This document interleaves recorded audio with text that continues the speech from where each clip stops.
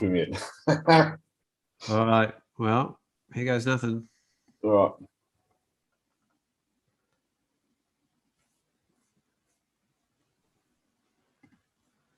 Good evening, everyone.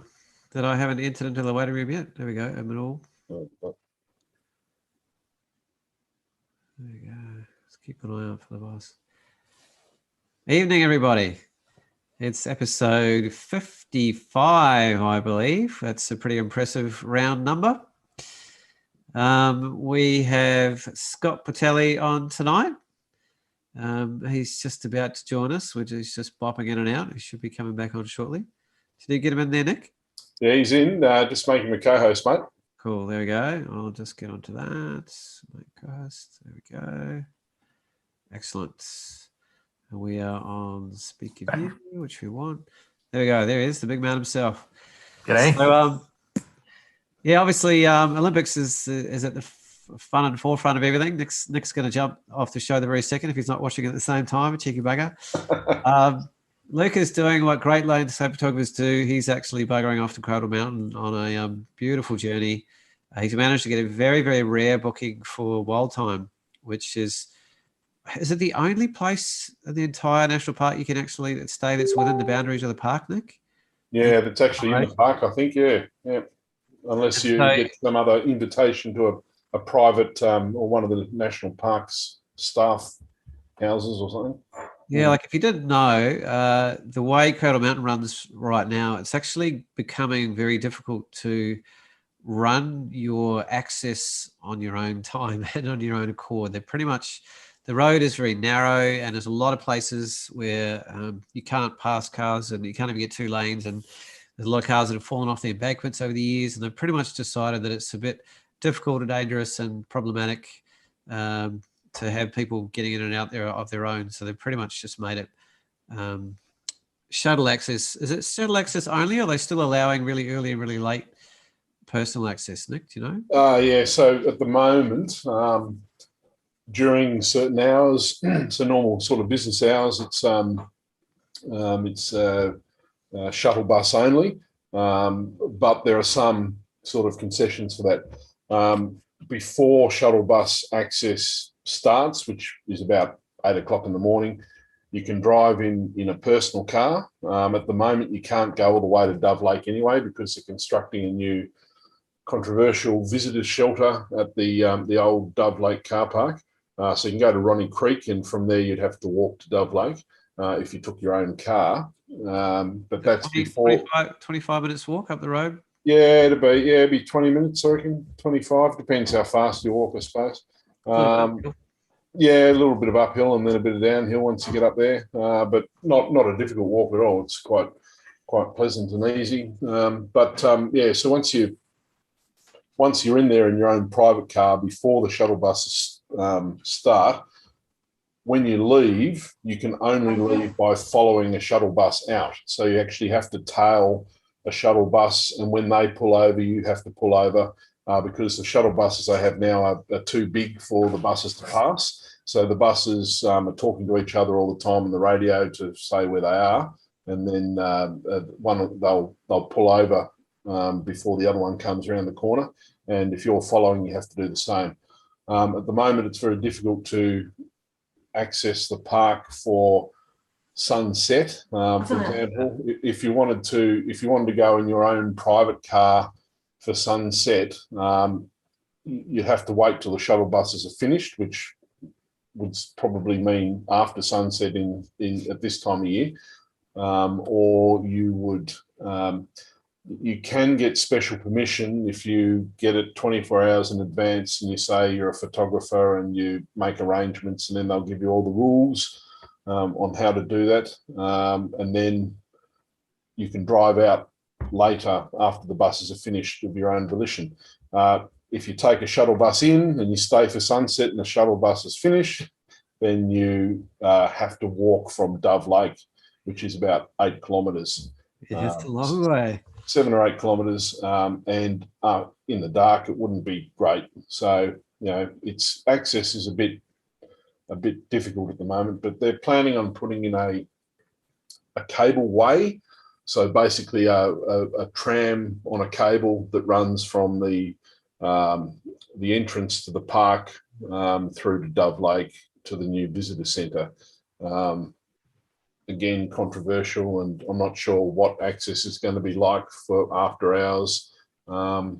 It's a bit of a concern because lots of people want to access it at different times of the day, be it bushwalkers that want to start off really early or start really late, or photographers for the same reasons. It's going to be interesting to see how they manage that. And I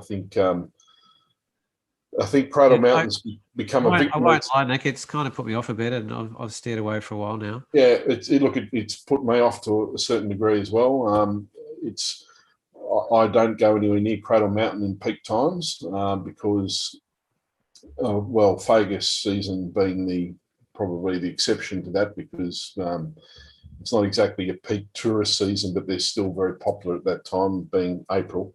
But the summer season I avoid just because of the sheer numbers that are there, although COVID would make it easier at the moment.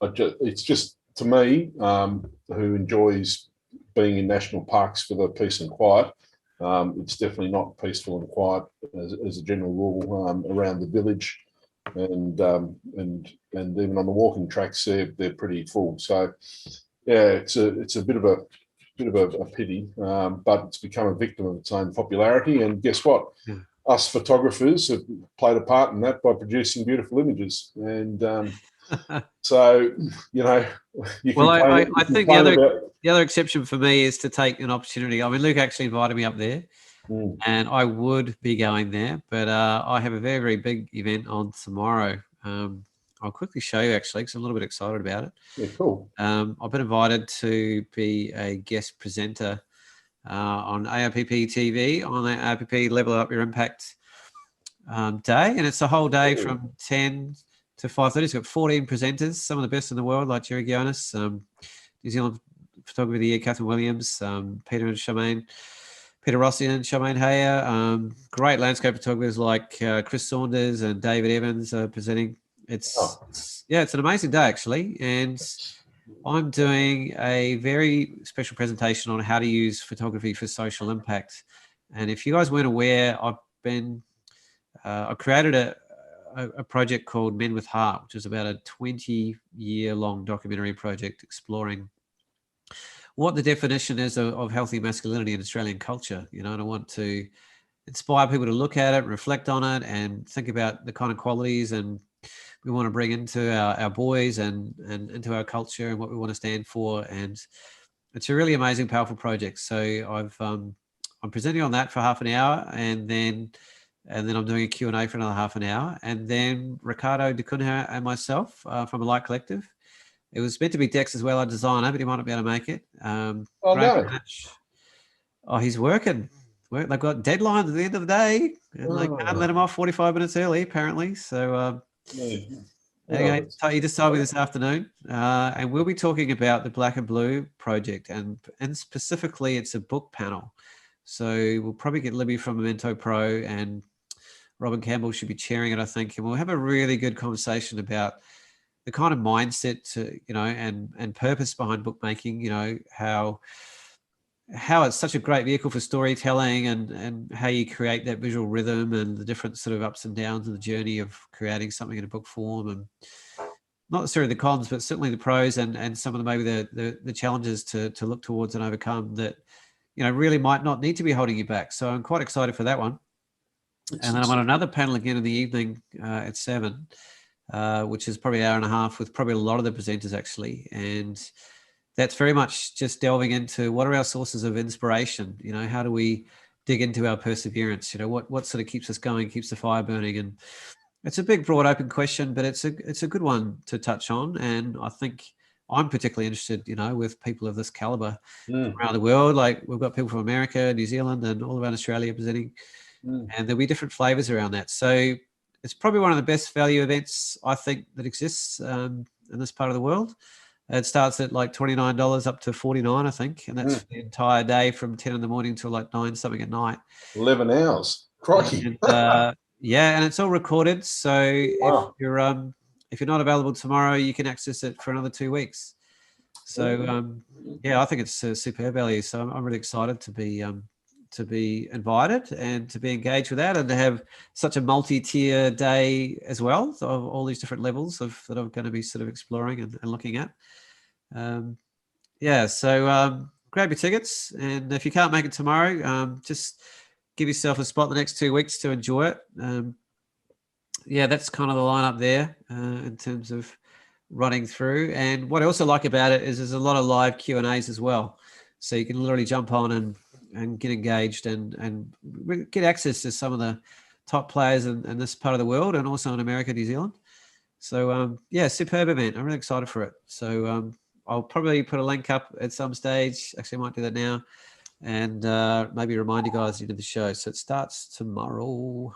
Actually, let's just see there. David Evans has got a session on landscape photography without a tripod, a bit like Will Patino's method. Channeling is in a Will Patino. Yeah, exactly. Yeah. That'll be actually really interesting. He's such a nice guy too. It's awesome. Yeah, he's an absolute gentleman. No two ways about it. I'll introduce Scott first, and I'll put the link to it on the YouTube channel and down the bottom here shortly. Nice. So switching gears to the main reason why we're here, and we're very, very lucky to get Scott for a number of reasons. Mr. Portelli is generally on the road about 9 months of the year, and is currently trapped in Sydney.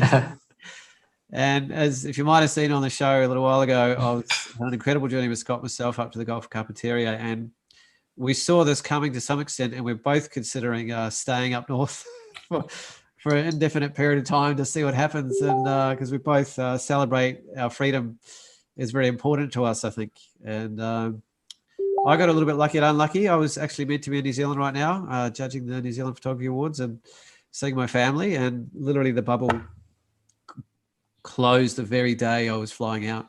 And there was about 4 or 5 other Australians judges that didn't get through as well. So that's my little small violin for not getting out. But poor old Scott's actually right in the thick of it now, whereas he's in Sydney with a million other plans in different parts of Australia and places in place very shortly, including chasing sharks in South Australia and running workshops in Lake Eyre and different things. He'll tell you about it. But if you weren't on the other show, just to introduce Scott. Scott is one of the premier wildlife and underwater photographers in the world, certainly in this part of the world. Not many people in the world can say they won the biggest photographic competition in the world, but Scott can.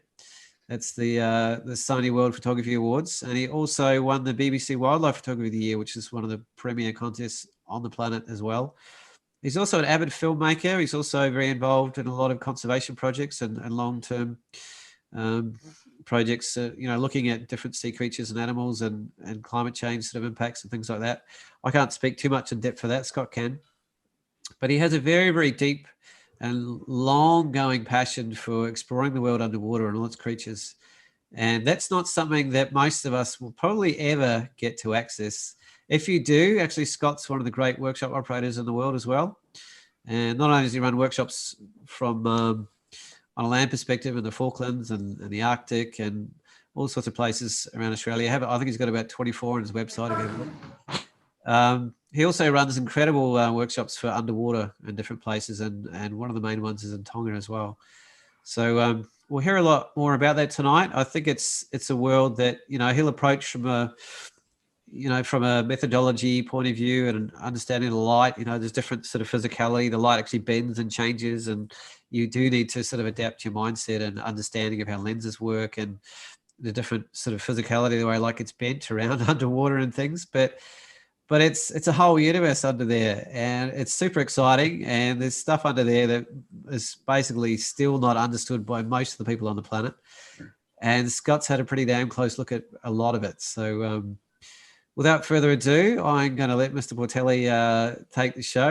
As per usual, feel free to drop questions. We'll keep an eye on the chats. And welcome, Mr. Portelli. Thank you. I always love Paul's introductions. It makes me sound so much better than I actually am. But thank you for the kind words and the overview of everything. Yeah, look, it's an interesting genre, underwater photography, and it's probably for those of us in the AIPP, it's probably not a genre that we see that often. However, there are a lot of people that do work in the underwater environment for many things, whether it's commercial, wildlife, various things. But I managed to sort of jump into the underwater world sort of very early on, probably I'm going to say 20 years ago, when I was using a Nikonos 5. I don't know if anyone's ever seen a Nikonos 5. They're these old square sort of boxy underwater cameras that Nikon made that were waterproof, and they're a film camera and they're completely manual. So it was a good introduction to sort of learning not only underwater photography, but being a bit more familiar with using manual settings on a camera in general. So it sort of aligned quite well when I was doing the underwater like discipline, starting to learn about underwater photography as well as starting to learn about photography. And like Paul said, it's a completely different environment, and you've got to take into consideration so many different factors. Even from how you are a diver or a free diver underwater, how you start to get to a point where you've got to be very disciplined about buoyancy and position in the water and how you approach things underwater and things like that. So it is a lot of considerations. And then learning about light underwater was probably the most difficult thing, because especially depth has impact on light. So if you at 5 meters, the light, the color, the penetration of information from the surface is different than when you're at 10 meters and 15 meters.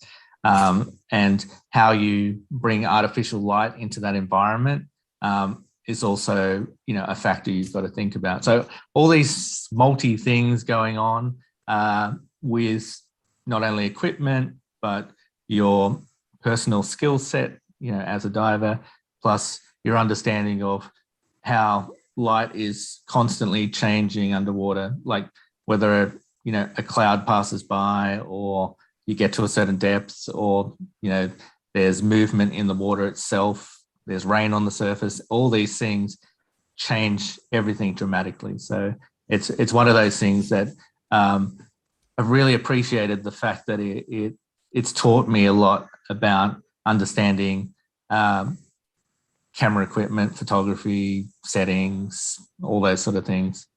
I might kick off just showing you some gear. So yeah, I had the privilege of peeking into Scott's suitcase on this last trip, because he actually had it under. I had to bring everything with me. And wow, I was pretty impressed. There's some pretty beautiful equipment in there. We talked a bit about those early sort of Nikonos cameras and how things have progressed. Share this one. Okay.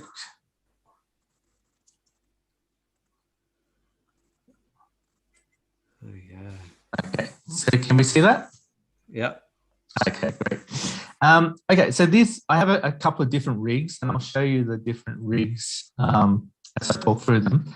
But this is a standard rig where I've got inside the underwater housing itself is a 1DX Mark II, a Canon 1DX Mark II, and probably with that dome port, I'm using 16 to 35 mil lens. So generally, with these big dome ports, we're looking at quite sort of wide lens, wider lenses and optics. The black arms you see on the top and along the edges here, they're what we call float arms, and basically they've got air in them, and they're designed so when you add them to your equipment, because a lot of the equipment is quite heavy, and underwater you want the equipment to be neutral. Neutral, yeah. Because you are dragging a lot of equipment underwater. There's a lot of the photography can be opportunistic because creatures come in and out of your field of view, or something's happening with the subject matter, or something's changed with the lighting. So you need to have equipment that is somewhat neutrally buoyant. So if I let go of it, or if I have to, adjust things, I'm not straining my arms, my wrists, because you can imagine dragging, once the rig's set up, it's approximately, I'd say about between 14 and 18 kilograms. Yeah, so it's quite heavy, but underwater it's quite neutral. And it's because of a number of things. So I've got these arms set up, and the reason I've got them set up is to balance my rig. So normally if the rig was quite heavy, it might have a tendency to tilt forward or tilt backwards, depending on the weight. So what you're trying to do with these float arms is create that sort of balance. So underwater, it sits straight. So whether it tilts forward or backward is going to be dependent on where you shift the weight as opposed to the camera shifting the weight. So the float arms do that.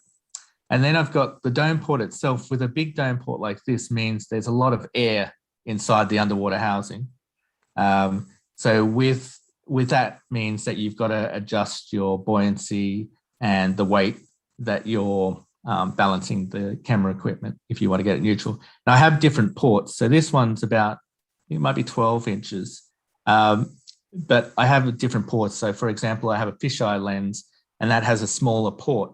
And that port is negatively buoyant, which means that when I put that port on, it changes the whole balance of the rig. So I've got to rebalance the rig. Just checking if you can still hear me. Everything's okay? Yep. Okay, cool.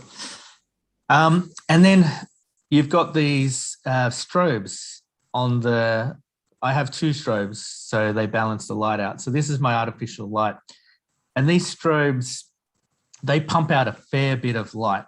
And when you're shooting with strobes like this, you've probably got about 1/250th of a second maximum shutter speed, sync speed.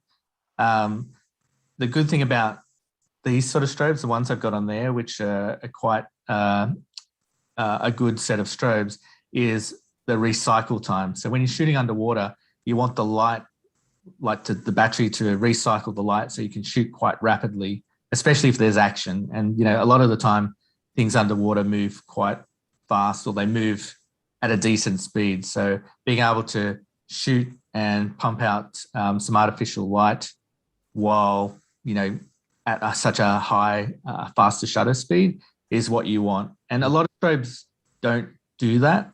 A lot of strobes, I'll just take one step back. The strobes have power settings, and I'll keep it in the simplest format. They have a power setting from, a quarter power, third power, half power, 3/4 power, full power, etc. And the power level does various things. So if I have it up at full power, it means it takes a lot longer for the strobe's light to recycle. If I have it at a lower power setting, like 1/3, 1/4, it takes a lot less for them to recycle. Yes. And the thing is, when you're shooting with artificial light underwater, power is another factor. So how close the strobes are to your subject, how wide they are, what direction they're pointing, how much power you've got. You've got about 4 or 5 factors that are going to affect how you light the subject underwater. So you're constantly adjusting lighting, settings, equipment position on a second by second basis. So it does keep your mind thinking all the time. And at the same time, you're trying to keep neutrally buoyant and not drift off in currents and, not bump into things and not scare the creatures. So generally most rigs are set up like this. You've got your underwater housing for your DSLR and whatever lens. You've got a port to match whatever lens type you have. You have strobes, flash units, strobes that are triggered electronically, and you have float arms and some form of balance to balance the equipment underwater.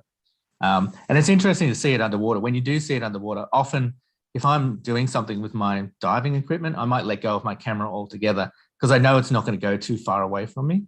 So because I'm confident that it's, fairly neutrally buoyant or slightly positive or slightly negative, I know how much it'll sink or float.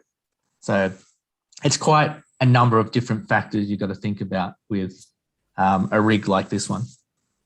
So how does the vision work at the back, Scott? Like, obviously, if you're wearing a snorkeling mask, it's going to interfere with it a little bit, and then you've got to go through the port as well. Like, yeah, good point. So you have a viewfinder at the back, and I have what's called a 45-degree viewfinder. It actually allows me to look through my mask, and when you look through a mask underwater, if anyone's snorkeled before, pretty much everything's magnified to start with. So you're basically putting your mask, the glass, against the viewfinder, which is a 45-degree viewfinder, which is already magnified itself, which then basically goes straight to the camera viewfinder. And so you're seeing straight through the SLR like you would normally see. So from the perspective of looking through a viewfinder, it's no different than looking through the camera viewfinder. It's just getting used to that whole using a mask against a metal, piece of equipment to look through, an optical viewfinder. So it's more of a technique issue than a optical issue, because it works exactly the same way. Yeah, right. So if we take a step back and we're looking at the bigger picture of underwater, so the reason these strobes is probably fairly obvious to some, but it's that there's just basically less light down there. Yeah, so it's a number of things. So it's less light and it's also color. So there's a lot of creatures and reefs and coral and various things underwater that display certain colors. But as you get to a certain depth, you start to lose the color red, for example. So everything looks blue, or it looks like a greenish tone of blue. So we use lighting to bring back the light that's missing because of the depth of the water. So by putting the artificial lighting in there, I start to bring up the colors that are there, the reds, the oranges, the greens, whatever colors there. I remember, Scott, you telling me that the wavelengths of light are quite different in terms of the depths that they reach, and there's actually a layering of which color you lose first. Yeah, that's correct. No matter what. Yeah, and it doesn't take much. Like, it only takes a couple of meters before you start to lose light, and I'm in terms of like color spectrum. So you start to lose your reds, sorry, and excuse me. You start to lose your reds and your pink colors and these sort of higher sort of contrasting tones, and then everything sort of becomes blues and greens as you get deeper down.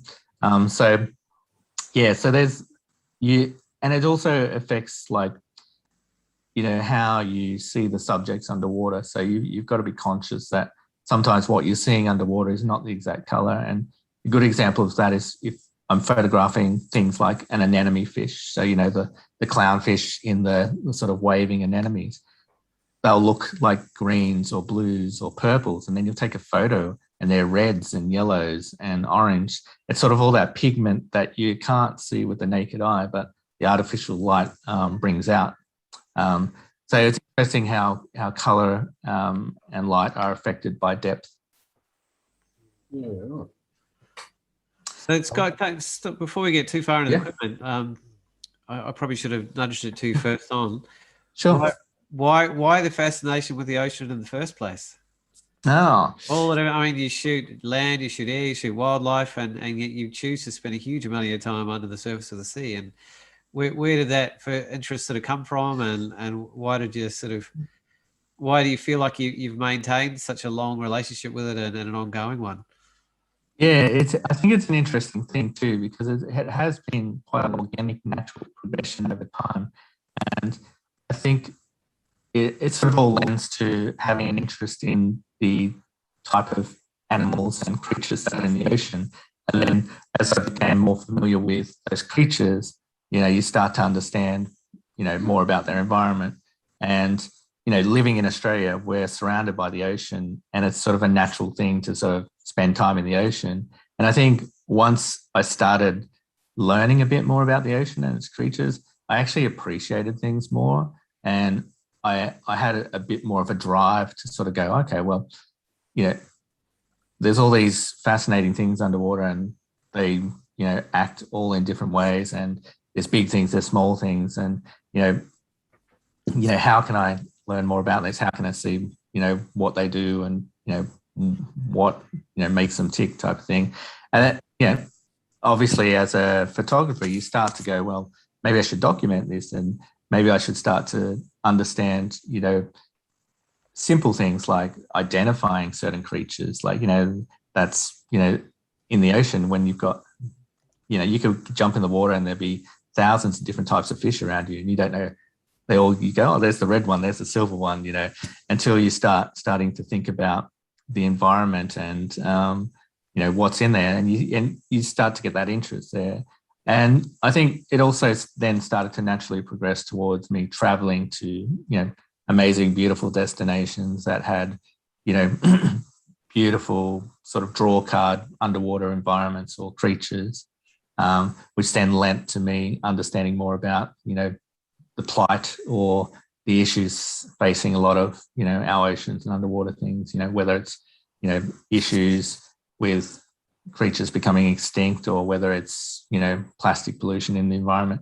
It was like a really natural progression, organic progression that sort of, was driven by a sense of wanting to learn more, but also, there was that crossover of, oh, well, wonder what it's like to bring photography into the underwater environment. And then, it then extended from just taking photos of creatures to sort of looking at creatures in a more artistic way. So it's been an interesting sort of progression, but also I just love the ocean. I feel more relaxed in the ocean than anywhere else. Like, it's the only time where I can go underwater and not think about a problem that's going on in the world. You're underwater, there's nothing to worry about except for these beautiful things around you. Well, it's interesting because that's not how a lot of people personally feel about. There's nothing to worry about underwater. But Scott was talking about going to Russia to do under ice training, and I remember seeing lots of photos of leopard seals, and actually Scott was you were going to South Australia next to do some shark diving, weren't you? I was supposed to a couple of weeks ago, but because of COVID, that got canned. And then I was supposed to head over to WA this week, and it's got canned. I was going to do some whale stuff over there. It's this COVID's keeping me out of the ocean, unfortunately. Well, yeah, I guess it's keeping a lot of people from a lot of things. So traveling virtually with you tonight's going to help you, probably, hopefully yourself a little bit, and all of us at the same time. Yeah, indeed. But I guess that psychological comfort, I guess, comes a bit from experience and maybe natural curiosity, I guess, to Scott. It isn't for everyone, and I think what it is too is, like, most people don't know what to expect, or their biggest fears are always there's something that they don't know what's down there until you get into the ocean. And the more you spend time in the ocean, it almost becomes like a blasé sort of, oh, there's nothing that's going to actually hurt me down there, and it's an environment with a plethora of marine life that's fascinating. And I think that's the thing. I always say, you get people who worry about sharks or worry about the ocean or deep water. You throw them in the water in an environment where they feel they've got support or comfort, and that's enough to change an attitude. Sometimes I've seen people, we do the whale thing in Tonga, and I've seen people get out of the water in tears. I've seen people catatonic after spending time with a whale, and speechless. And these are people sometimes that can barely swim or have never been in open ocean, and that's changed an attitude, and that's changed an opinion. So even though it might not be everyone's cup of tea, I recommend jumping in with someone that knows how to find cool and amazing things, and you probably have a different perspective. Well, I certainly know some people that have gone out with you and done some of the whale tours in particular, and it's changed their lives. Just to be around, creatures that incredible and such an alien environment to them, and to do that, and around a structured kind of environment with people that know what they're doing and can handle whatever comes up, to sort of tick all the safety boxes, is a wonderful way to do it, I think. I'll just show you this other rig quickly, because then you will get an idea. So I guess the thing is too, and the question probably everyone asks is, what sort of gear do I need if I want to be an underwater photographer? And, obviously, if it's not your main type of photography, you don't want to spend thousands and thousands of dollars on gear. And there's plenty of alternative choices. And this is one of my other rigs that I use, which is an Olympus rig. And Olympus make the underwater housing, and they've rebranded the strobes. So these are what we call CNC. It's a different brand strobe, but they've rebranded them. And this rig, for anyone who was probably going to get a bit more into underwater photography and serious about photography, would be the lower end of the price range. Same sort of setup, you've got strobes, you've got dome ports for different lenses, you've got the underwater housing, you can add float arms or anything to it. I've got a video light on there. But these sort of rigs that companies like Olympus make, and there's not many that make their own proprietary sort of equipment, like their equipment to suit their own camera gear. But alternatively, there's so many cheaper options. If you've got an existing SLR or you've got an existing mirrorless camera, it's probably cheaper to put it into an underwater housing than it is to buy a whole new system, whole new rig. And even if you were not even going to get into doing anything with lighting and you only just wanted it for snorkeling or on the surface or being creative with, the sunlight and the sunsets and sunrises, you can still get something quite cheaper end of the range for existing equipment you might already have. So I'd say if anyone was going to do that, that's probably the best option to go down that path. Scott, is it a viable thing to get secondhand housings, or do you have to be a bit wary? Or it's actually a good way, and most people do it that way because the problem with underwater housings is they're made specifically for the camera model. And camera companies, whenever they change the model, they move the buttons, they change where things go, which is a pain for any underwater photographer because every time they change the model, and if you want to upgrade, you've got to change underwater housing. And a rig like mine, my one for my Canon 1DX with all that equipment, excess of 20 grand. It's not an easy transition to make.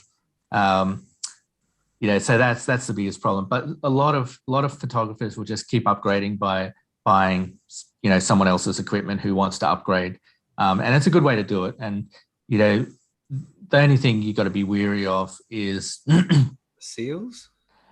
Seals not a big problem because it's all the equipment itself doesn't really.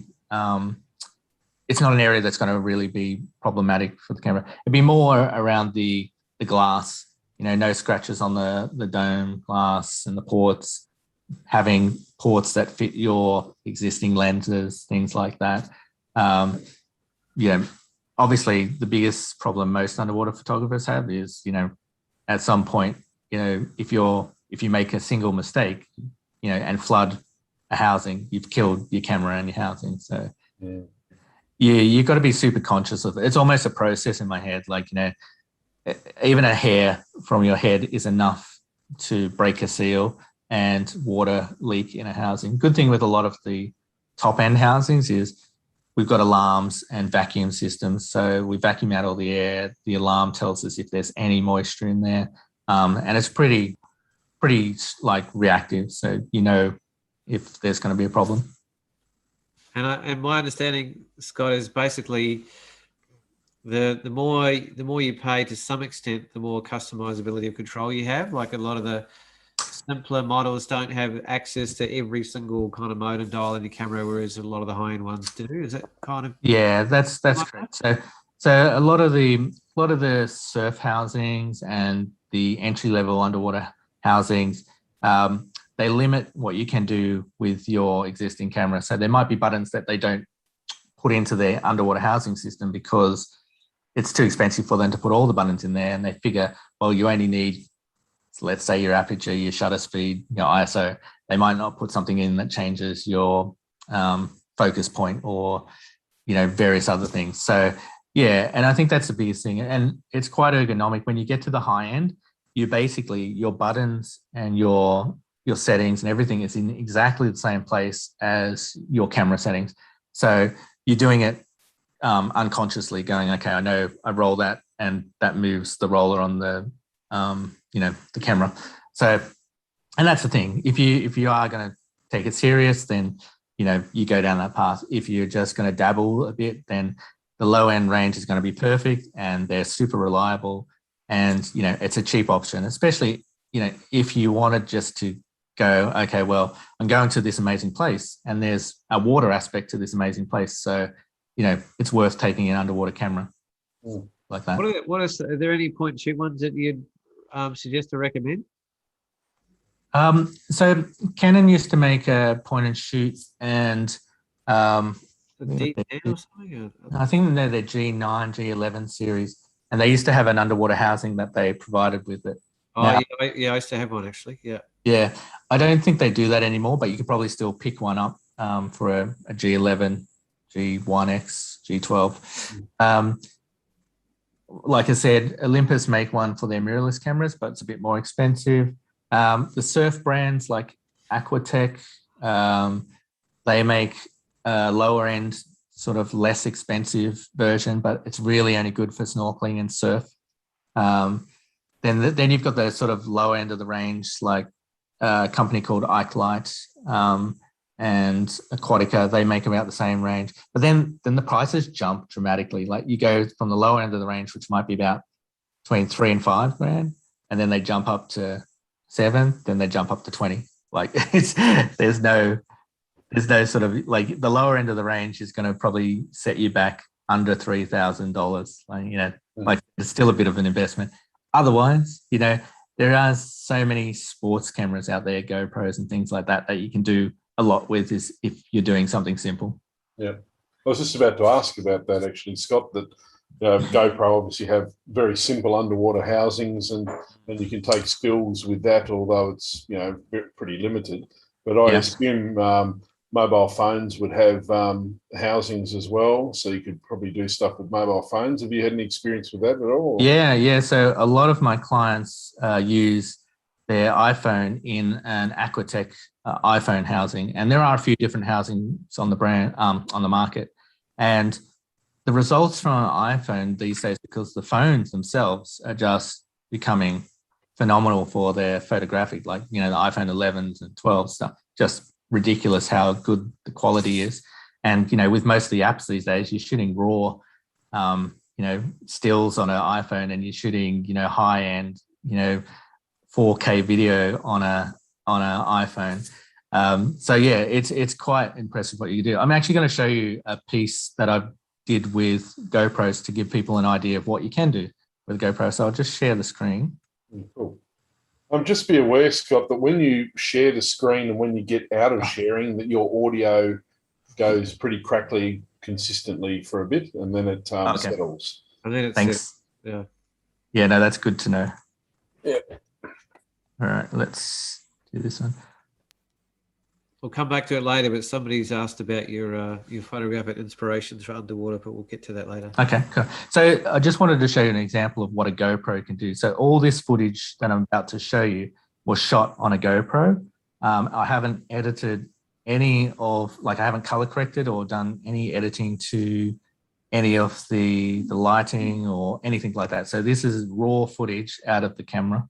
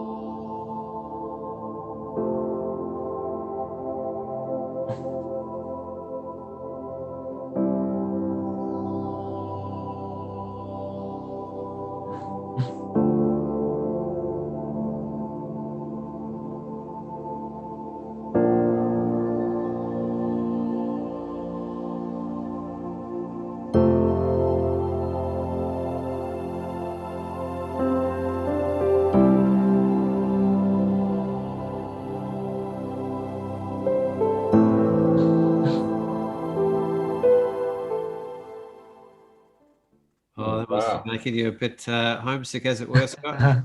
Yeah. So Amazing. God, I kind That- of showed that straight away at the beginning, just to give context to the whole thing.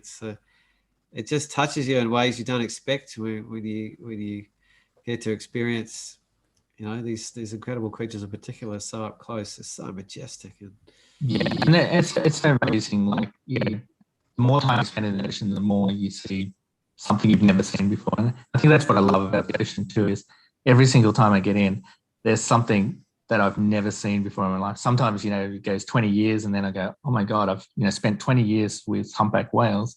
And every year I see something different and of like a behavior that probably no one else has ever seen before. So that's a fascinating thing. But that footage was all shot on GoPro, on a GoPro 7, and I shot it at 50 frames. So that's why I could slow down the speed, but all completely raw, no editing. And it shows you the quality of GoPros these days. So, it is an option for a lot of people who just want to dabble a bit more. All the GoPros shoot raw files now, so you can shoot, stills. The only problem is it's a wide lens. It's it's a wide aperture. I think they set it at 2.4, something like that.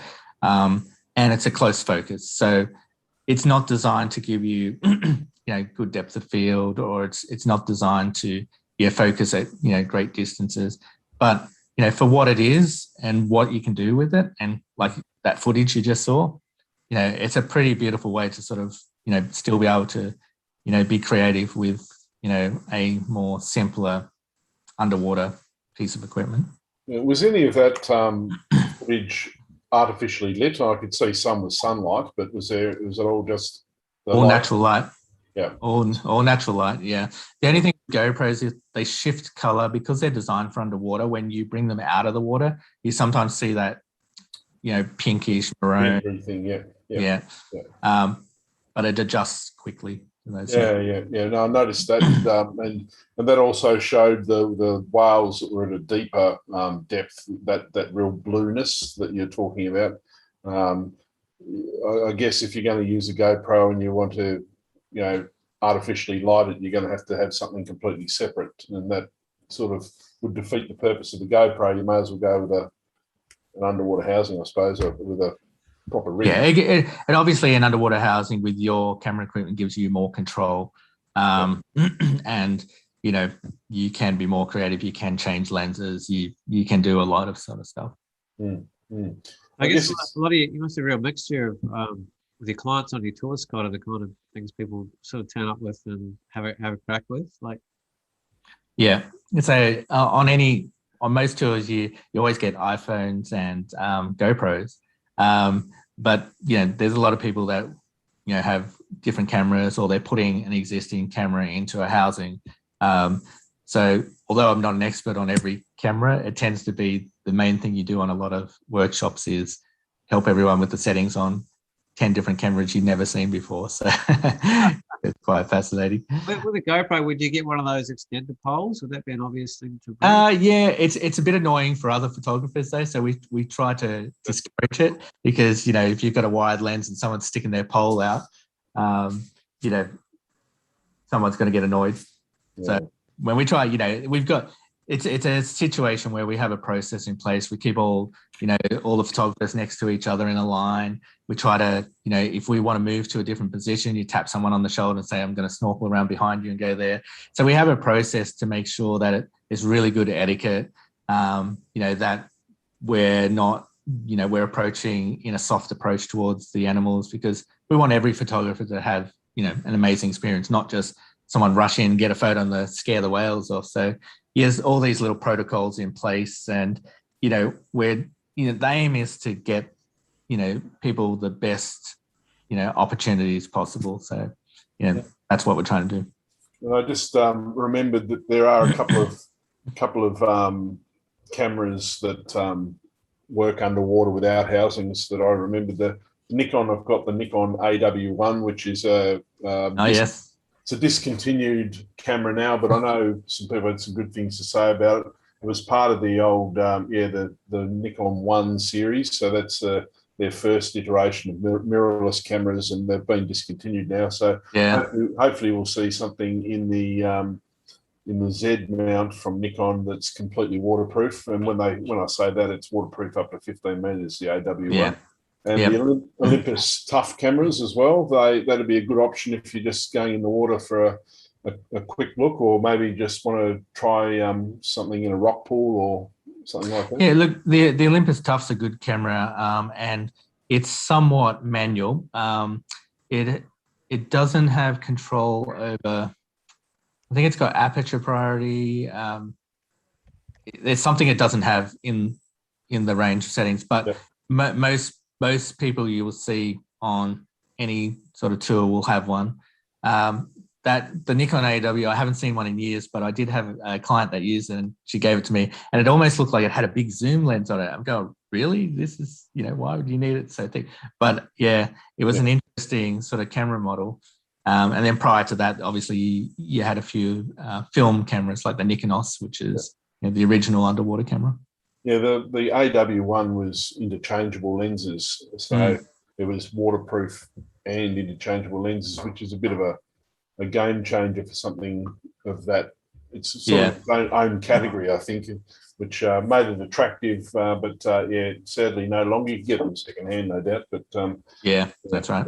It'd be an interesting experience. But So Scott, tell us more about how you figure out where to be and the kind of behaviors you look for with creatures. And obviously, some of these events are pretty quick and it all looks beautiful on a video like that, but there's years and years of experience and understanding of behavior and patterns and migrations and year and seasons and boats. Sure. And have people sort of there ready to go in the right place at the right time must be a huge, very, very specialized skill.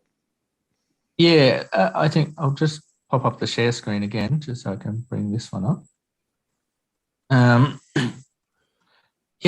think it's an interesting thing too, because I'll go through humpback whales as a bit of a case study, because I've spent 20 years in Tonga with the humpback whales. But I think the one thing is with any creature is always take the approach of learning about their behavior or understanding their behavior, because once you know the behavior, you can sort of predict common things. And especially with calves. So this image is a shot of a calf re-entering the water after a breach. So the calves come up it was down with the mother below, and the mother was maybe 15 meters, 20 meters below, and it comes shooting up, and it shot out of the water and landed probably, I don't know, maybe about a meter in front of me.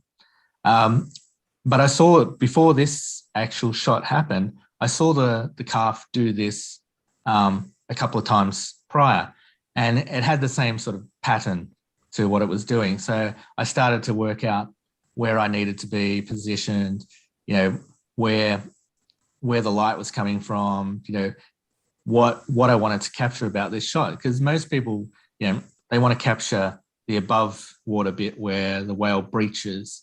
But I saw that it was quite fascinating when it landed, this whitewash of water and this trail of bubbles, coming from its body, really sort of, gave it that motion and that impact.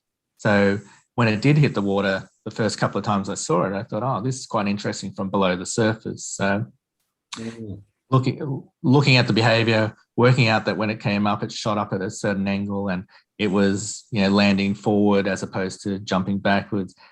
So it was a quick sort of decision. I've seen it a couple of times.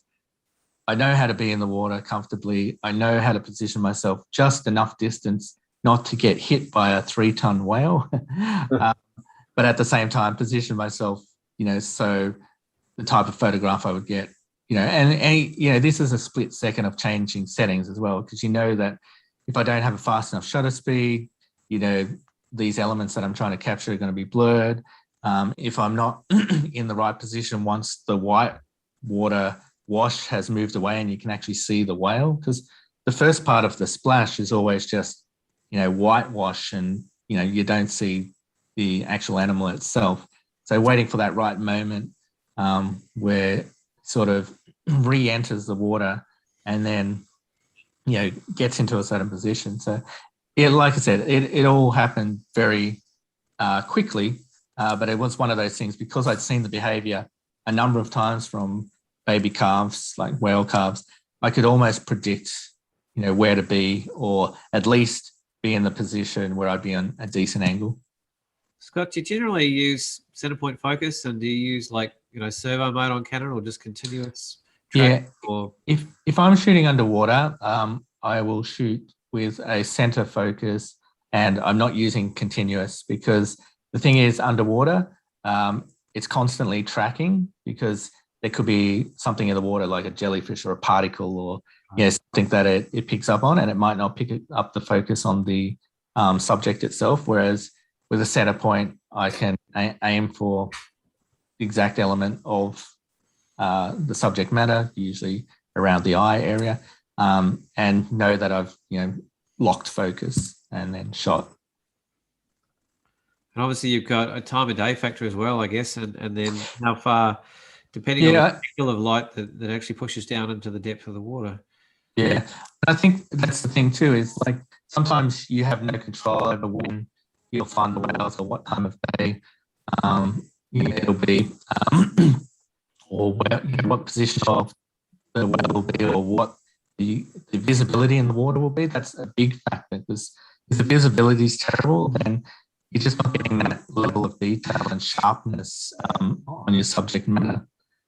This shot is a mother calf with an escort in the background, and this was shot probably at a high sort of light. The sun was high in the sky, but that was the only choice. However, the fact that the whales were, upright and facing me, and you see these white bellies and these like detailed pleats, and all their barnacles and all the level of detail, just purely because the water visibility was clear and the light was penetrating quite hard onto the whales themselves.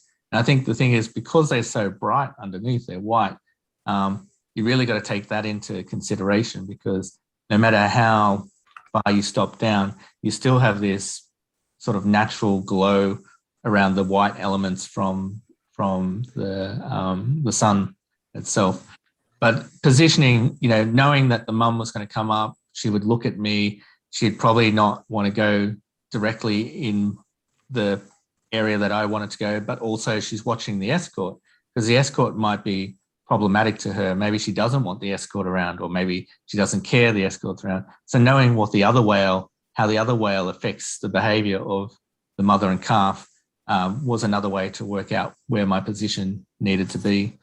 So once again, it comes down to behavioral knowledge in a shot like this.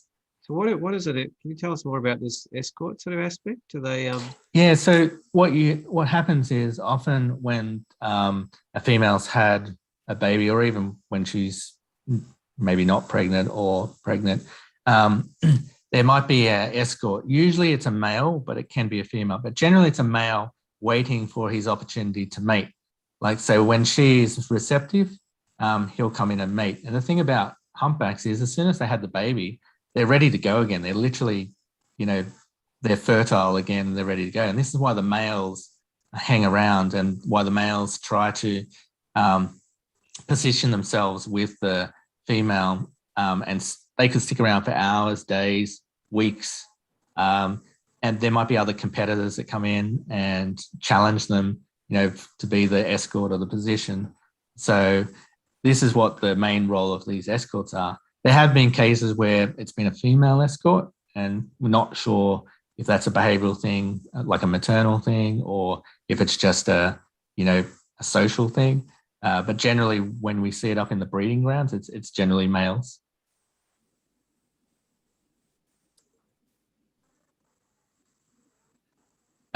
Jeez.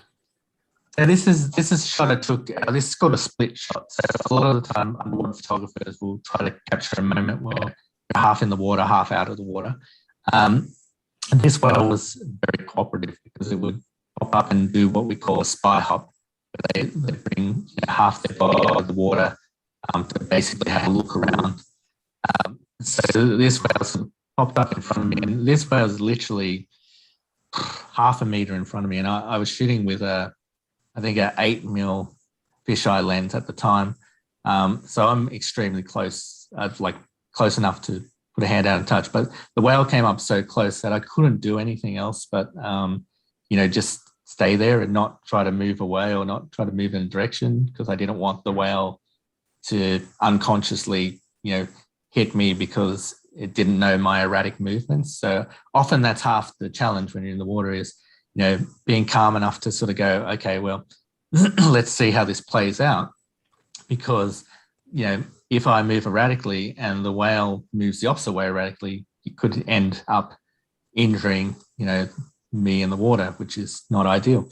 But a split shot like this, we're obviously trying to shoot above and below. The biggest problem you have with split shots is, the light level above and below are dramatically different, like usually sometimes 4 stops different.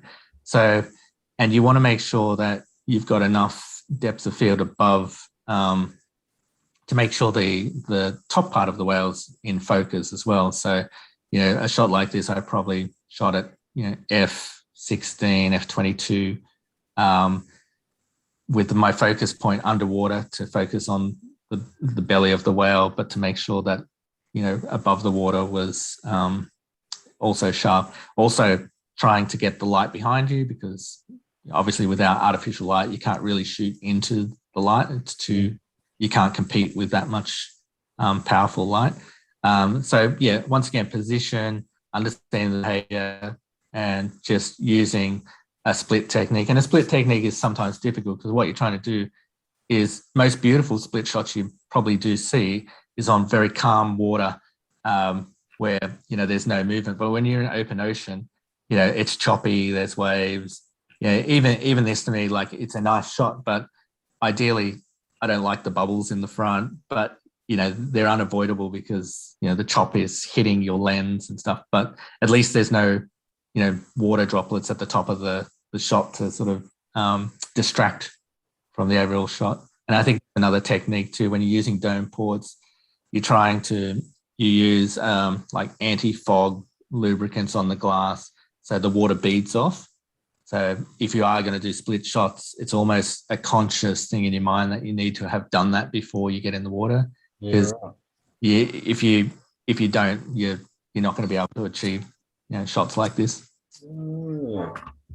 Does that kind of last very long, those sort of coatings? Sometimes the whales will come up and they'll just hang there for a little bit. And for a little bit, I'm talking maybe 5 seconds or so. But when you're in the water with a whale like that, it does feel like a lifetime. It's a 40 ton whale, and I'm just this tiny dot next to it. So yeah, those moments, they're quite special. Yeah, I guess that's the other thing is they move so much faster than you, and they're on a migration. They're not necessarily hanging around. So are you in places where you're in the middle of their migration, or you choose areas where they actually spend time? Or so in places like Tonga, you're in the breeding grounds and the mating, breeding birthing grounds. So they're there and they're having calves, and then they're sticking around for 3 or 4 months until the calf is, big enough and strong enough to make the journey back to Antarctica. Because the trip down to Antarctica is about 7,000 kilometers. So they got to make sure the baby's, well fed and fat and a lot of blubber because they're heading south. So they're hanging up there for a while in these sort of grounds. So often with places like Tonga, I'm shooting at that time of year. In other places, I've shot in Antarctica, I've shot in a few other places around the world. It can be different times of year for different behavior. Up here, the most common thing you're seeing is, mothers and calves. You're seeing males competing with each other, like big groups of whales competing with each other. I think I've got a photo here somewhere. We'll just bring it up. There we go. So often you'll get 15, 20 whales and all males chasing maybe 1 or 2 females or 1 female. And we call this a heat run. They're on heat. But the males, it's quite a interesting sort of natural event. So underwater, not only do you have this overwhelming display of if you think 15 whales all at 40 ton, each, you're talking about, 500,000 ton of whales. But they're making a lot of vocalizations and noise. So they're making aggressive sounds. They're bubble netting. They're trails of bubbles. They're actually physically hitting each other. It's quite a very active situation to be in. And ironically, even as a small, tiny person in the middle of this, they are still conscious of where you are and conscious of avoiding you. But trying to get a shot like this is also difficult too, because there's a lot of whales in shot, and they're all at different levels, different depths, different distance from each other. And, what you're trying to do here is, with the widest lens possible to capture as many whales as possible, you're trying to get as close as possible. So, for example, the tail that you can see down the bottom here, on the left, the big tail, I was probably no more than a meter away from that tail in terms of distance from me to the whale. But I needed to be that close to get the whales and the whales in the background in shot. How wide is this shot, Scott? Sorry, say again. How wide is the focal length on this shot? Oh, this is an 8mm fish shot. Wow. Yeah. And even then, like, you would think 8mm that wide, where you've got almost a 180-degree view, 160 would be enough, but it's just not. Like, you're in these situations where you're big, massive creatures, and you're trying to basically sort of show people what it is like to be in the midst of such a natural behavior of competitive behavior. So I guess you've got to make a very considered decision in terms of focal length. And that's the thing. I think the problem with underwater is, once you put a lens on, you can't change it. So you choose what sort of shot you're going to take before you even hit the water, and you work within the limitations of that lens that you've decided to use. Yeah, so that kind of lens might be the perfect shot for this, but once they're gone and everything's in the distance, it's just specks. Yeah, exactly.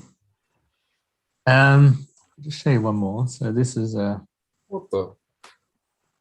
So this is a calf, but this is one of those days where there was a really glassy, flat surface. So the reflection and light was perfect. Upside down, Scott?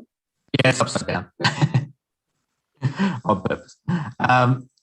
So beautiful reflection and nice movement with to get that really iconic shape of the whale, and its pectoral fins moving, and then that ripple through the reflection itself. And I thought, it looked nice, the right way up, but upside down, it really sort of emphasized, how calm the water was and how deep and blue the water is, and that movement of this whale. So this is one that I sort of decided that worked better in that orientation.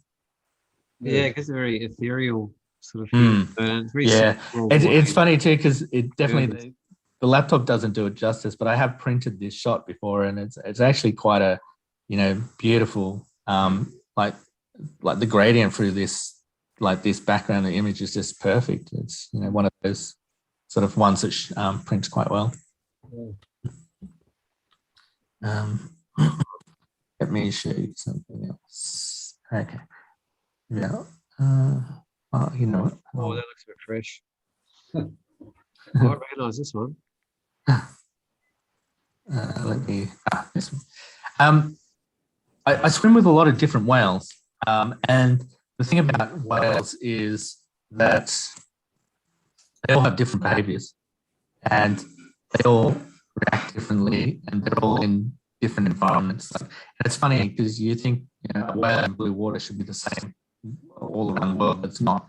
Some levels of blue are lighter and have got more maroon through them, more reds through them. Some blues are deeper and darker blues, and the ocean actually has quite an impact on a lot of the imagery.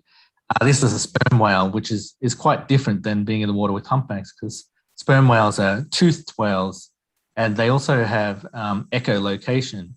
So the whole time I was interacting with this juvenile whale, which I say juvenile, but it was still more than 10 meters long, it was sending out these sonar vibes and pulses, and I could feel it through my body.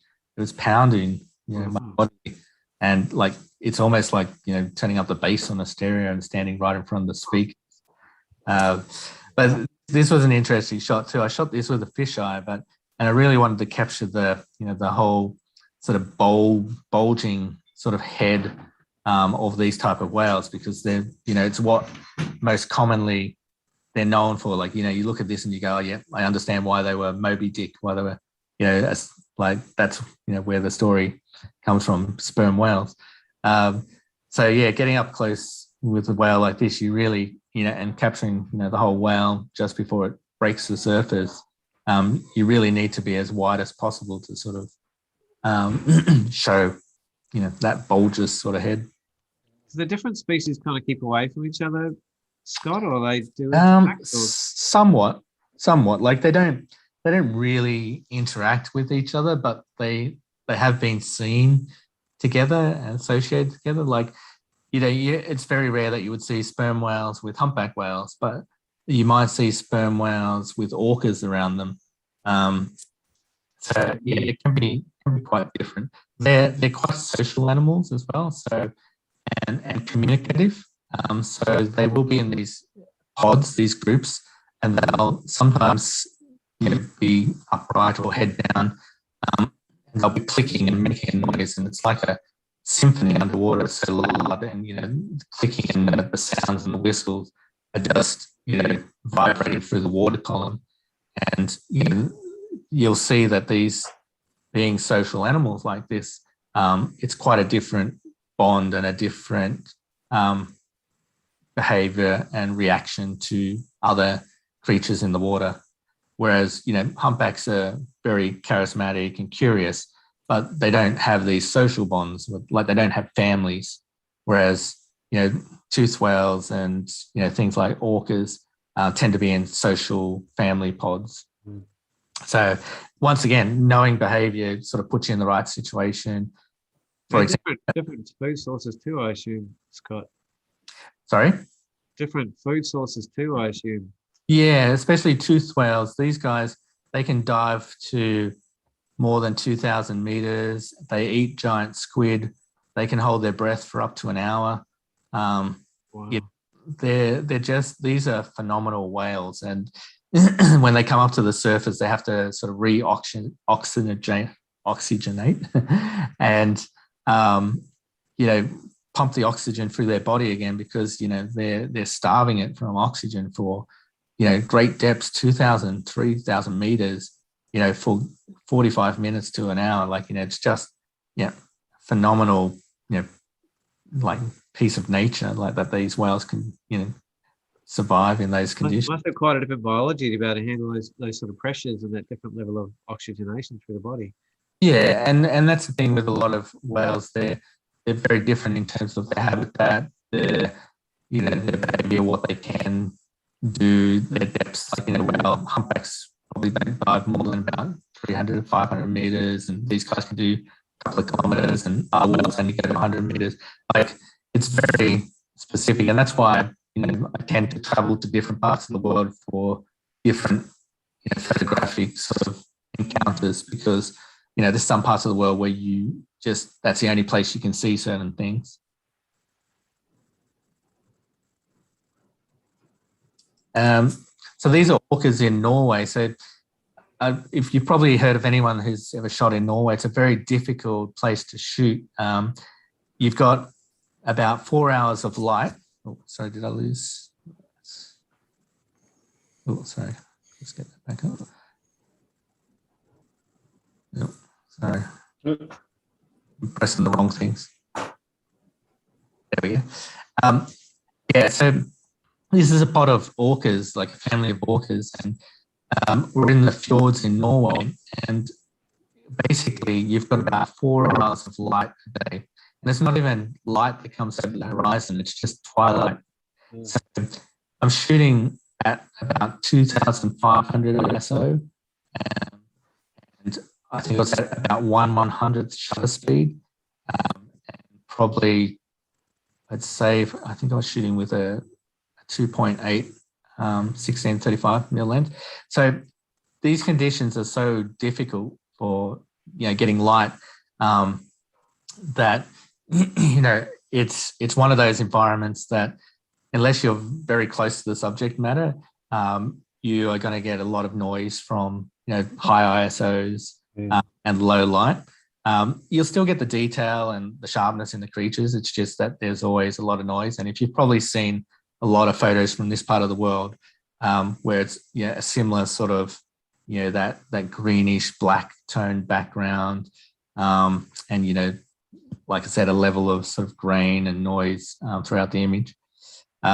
But it's also the only place in the world where you can legally swim with orcas. So you put up with these environments because the encounters are quite unique and specialized, and to photograph in these areas, yes, might be difficult, but a shot like this, for example, I don't think I would have got this anywhere else in the world, or these sort of encounters anywhere else in the world. But to get in this environment and put yourself in that environment. Is it shooting top down, Scott? Or I'm sort of on a bit of an angle, so I'm at about a 45. So they're all basically, they've come in front of me and they've started diving down. So, Scott, I actually didn't really think about that. What are the sort of political aspects of getting access to the kind of places you want to shoot? So I didn't realize that there's only one place in the world you can shoot orcas. I guess they travel all over the world. So how do they decide sort of where you are and are allowed to go? And is there different kind of levels of permissions in the Arctic and Antarctic, for instance, I imagine? Yeah, and I think that's the thing. So there's a lot of commercial activities around the world where you can do certain things under specific regulations. And then there's a lot of other places in the world where you need to apply for government permits, or you need to be part of a research group, or a specialist sort of group working on a project.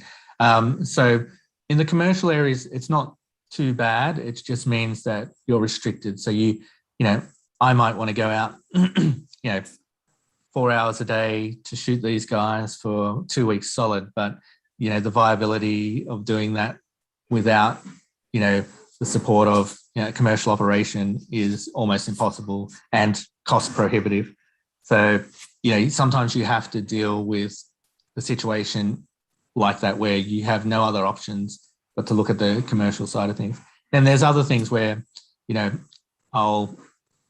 for example, there's sperm whales in the Azores. I apply for a government permit, and they only give 3 government permits per year, and they only give it to you in a certain month of the year. And once those permits are gone, no one else can get a permit for that whole year. So a lot of that sort of things is quite challenging, and you need to plan. A lot of stuff I plan can be 3 years in advance. And understanding, the processes and how they change. So it can be quite difficult getting access to a lot of these areas. And, then there's also there's some areas where you're restricted because it's restricted to protect the animals or the creatures. So, you might not have opportunities to go when they're birthing or doing other things. But yeah, it's a lot to navigate all the time. Challenging. Is it more as a commercial operator as opposed to being recreational? Or? How do you mean? Do you? Well, a lot of restrictions we get is if you're running a tour as a commercial business, there's a lot more hoops to run through than if you're just on holiday with a couple of mates. Yeah, it does vary. So commercial operators sometimes have more access to certain things as opposed to an individual. So it can work against you. And then sometimes as an individual shooting under permit, I'll have better access than a commercial operator. So it does vary from, situation to situation. But what are some of your some of your rainbow unicorn shots you haven't got yet? I'm sure there's a few out there. We call them the magic. Oh God! Well, it's so funny. Everyone who does anything with humpback whales wants a birth, because it's never been documented, or well, it has been videoed one time in Hawaii, I think a couple of years ago, and that's the first time anyone ever saw a birth of a humpback whale. Oh. To be in an environment where you had a photograph of a humpback whale or even video footage of it in water, that's probably the holy grail for a lot of humpback whale photographers. And there's people who've been trying to do it for 20 years. So I figure if it happens, it happens. Yeah. I was just going to ask Scott to sort of slightly different tack, but you were talking about the Norway difficulties before and how dark it was and that. Have you done much shooting in Tasmania? Yeah, I've done a bit down. I've done a fair bit of diving down at Eaglehawk Neck, in mainly dive sort of related shooting. But yeah, probably that part of the coastline more than anywhere else, and out on a few islands. Yeah, cool. Are you aware of our very, very unique couple of spots where the deep tannins from the freshwater rivers run into the sea and mix and cause a very unique environment? The main one being in Bathurst Harbour, and there's another one that's a lot more accessible down where the Huon River flows into the D'Entrecasteaux Channel near Bruny Island. Are you aware of that? No. I'll tell you about it because it's quite interesting, and it brings it back to Tasmania, which is always great for me.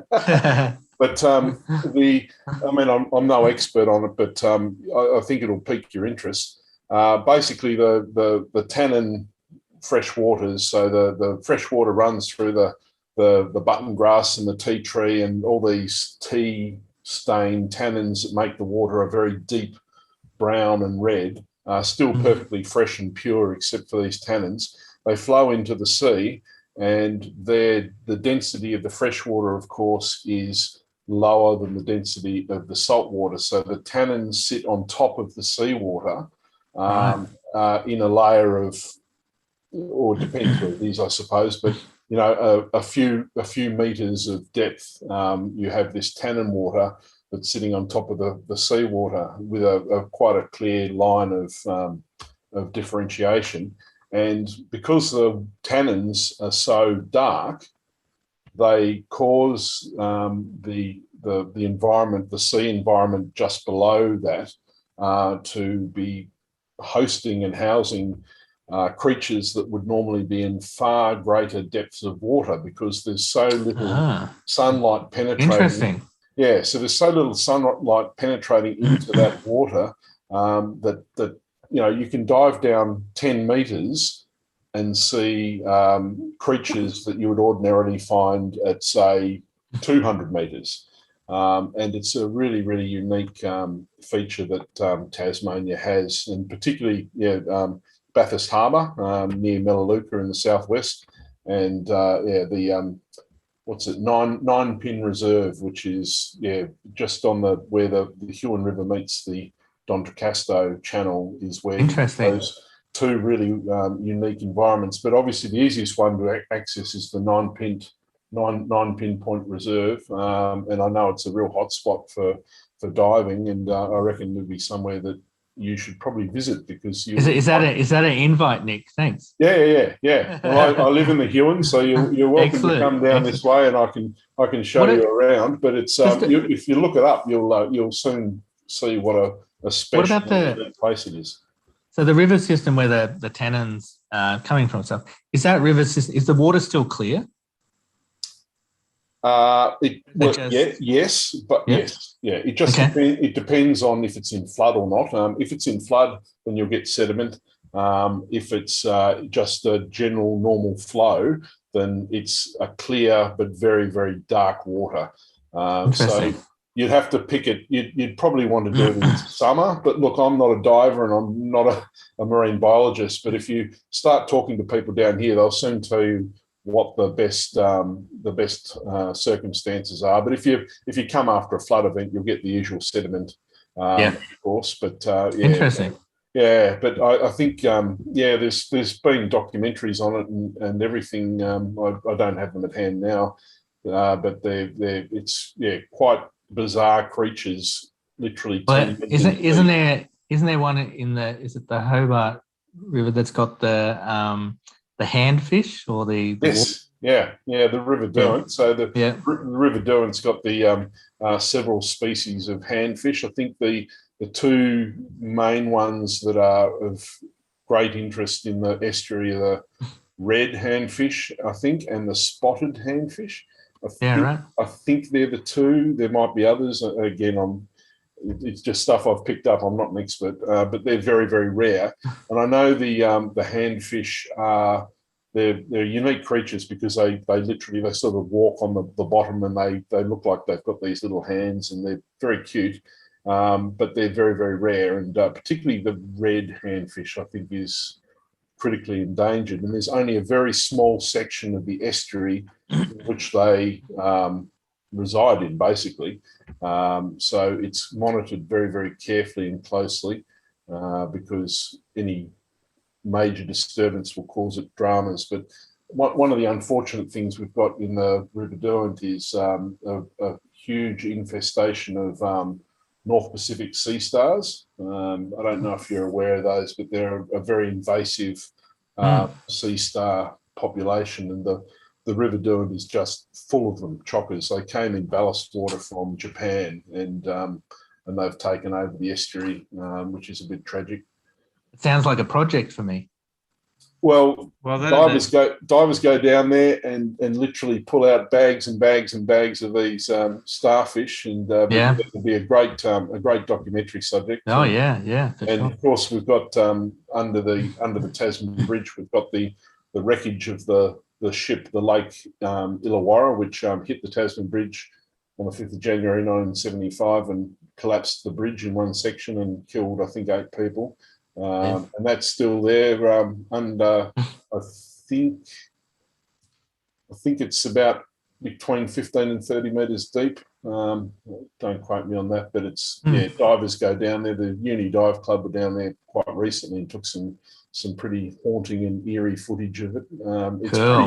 It's pretty murky down there with the sediment and stuff, but they got some really cool shots. If you go onto the Tasmania University dive page on Facebook, I reckon you'll find pictures of that. But those are interesting spots. But I thought you'd be particularly interested in that tannin and seawater mix because it's created a very unique and world famous environment because it's so different, and you don't have to dive very deep to see some fairly different things.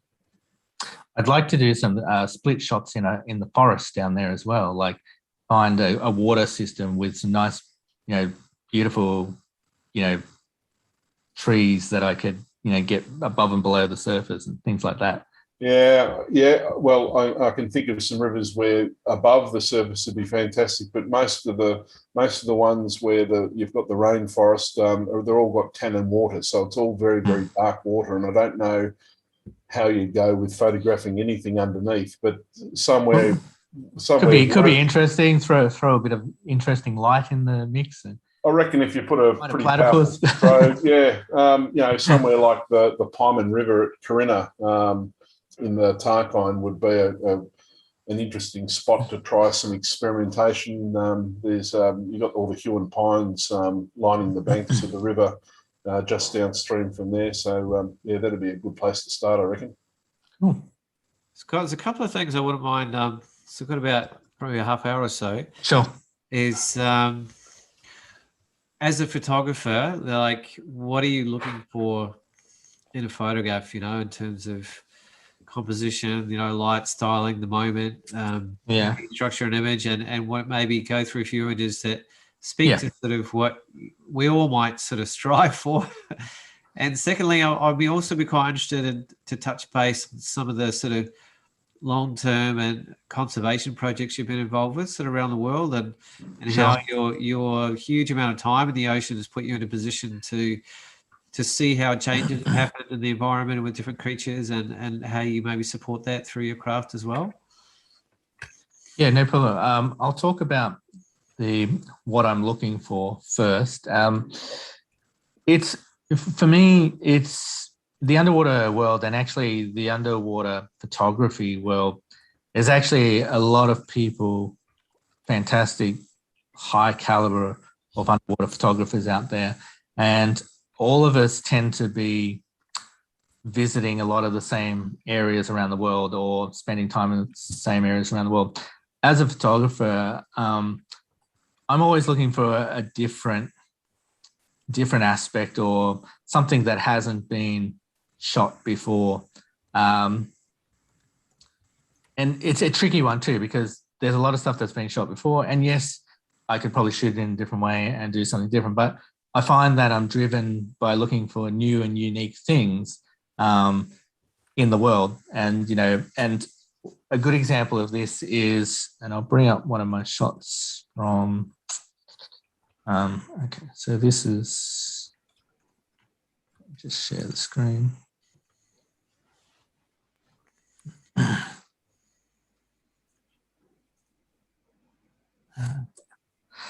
So this is a shot I took in 2015 of the cuttlefish aggregation down in South Australia. Yeah. This is the shot that won the Sony World Photography Awards. That was a national winner for Australia. And it was an interesting situation because people had shot the cuttlefish before, but many people in the industry, in the dive industry and underwater photographers, were telling me that in 2013, 2014, the aggregation, the numbers were so low that it wasn't really happening. And they said, oh, it's probably extinct now. So everyone was telling me that, there probably wasn't going to be an aggregation again. You've missed the window and stuff like this. I started doing a bit of research and realized that cuttlefish have a 2-year life cycle and a 2-year period where, even though numbers could be low, they could have laid enough eggs in that, period where the population could recover.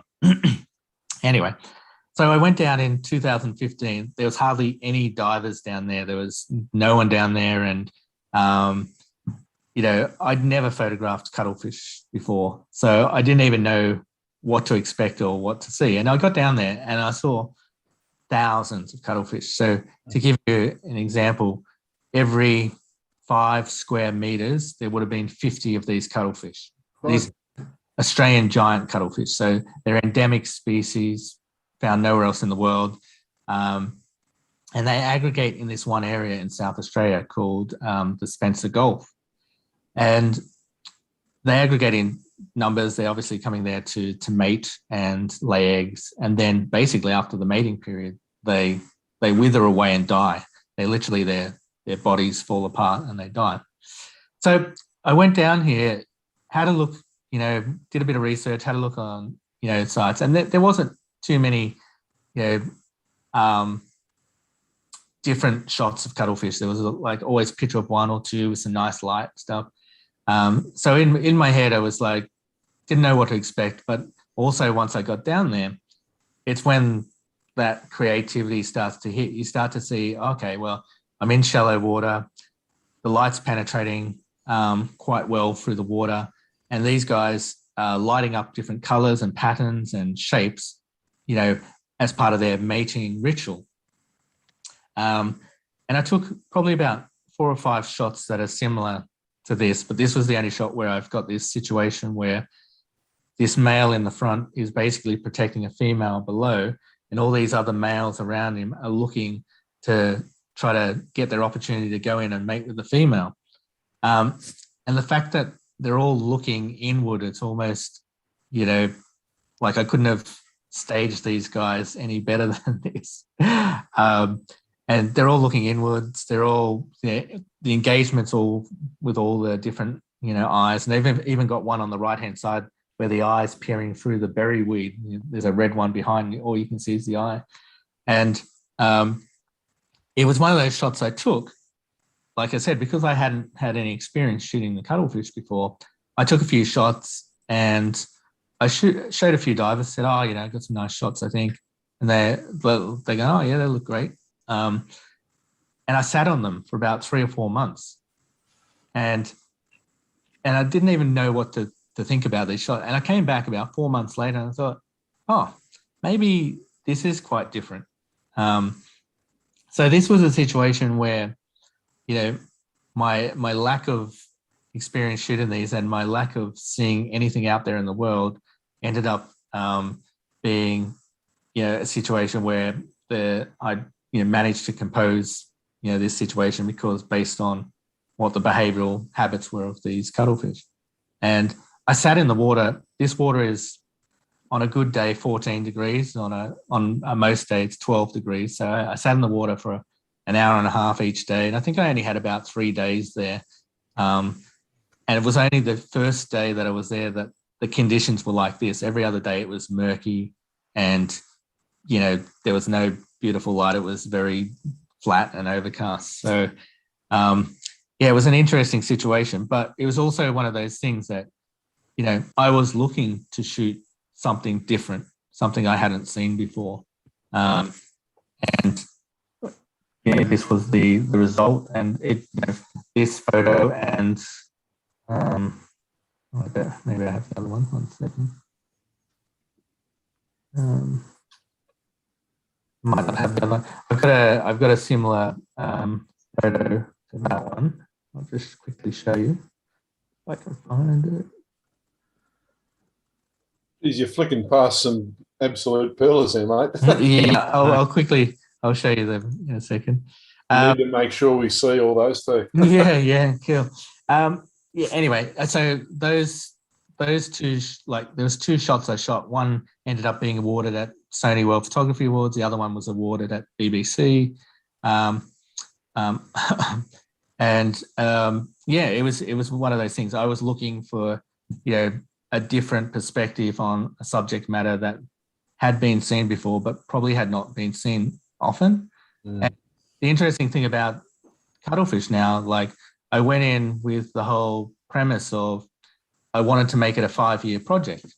So I came back, I've been back every season for the last 6 years actually, to shoot these cuttlefish in a different way and sort of learn more about them. In that process, I ended up being associated with a group called the Cuttlefish Alliance, which have been trying to protect the species in the area from overfishing. So it was one of those things that, you know, the project and the idea in my head of, you know, how I wanted to represent these creatures, you know, by going back every season for 5 years, it was the creative aspect, but then it led to that conservation side of things and working with, you know, a number of different groups and setting up petitions and talking to government members of parliament to see what we can do to protect this one and only event of its kind in the world. Yet governments always want to, you know, fish something to extinction. So it's that interesting sort of side of things of where the, you know, the creative and project side of the way I feel about things ends up lending to a conservation side of things. This is just a different shot of cuttlefish. There's actually 2 there. They're sort of embraced. But once again, the thing about shooting these guys is, and going back to underwater photography technique, is that I'm shooting it in shallow water. So the depth here is no more than 2, maybe 3 meters. So I know the light's going to penetrate quite, have an impactive penetration through the water column, and shot at, you know, morning period, somewhere between 7 a.m. and 9 a.m. To make sure the light is low and on an angle. And then I've had to use my strobes quite powerful on the cuttlefish because I have to compete with the sunlight behind, which is quite strong. Otherwise, this would be quite silhouette.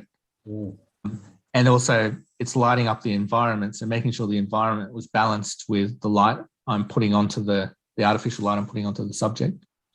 So cuttlefish are, fascinating.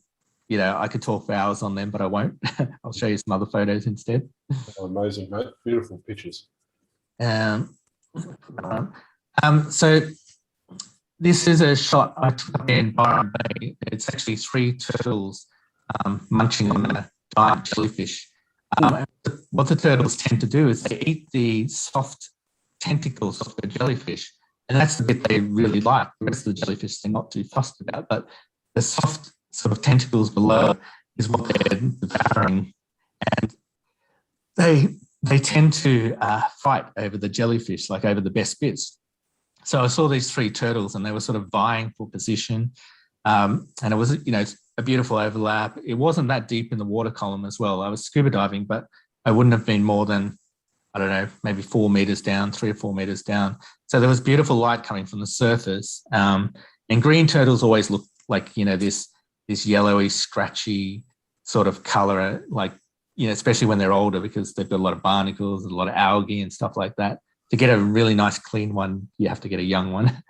But this shot was another one of those situations where I saw the behavior at the surface, and I was with a dive group at the time, and I basically signaled the dive master that I was going to go take photos and to not worry about me because I wasn't going to come with them. So I spent the whole 2 dives just photographing these turtles eating these jellyfish because the behavior was quite unique, and I hadn't seen anything like this before.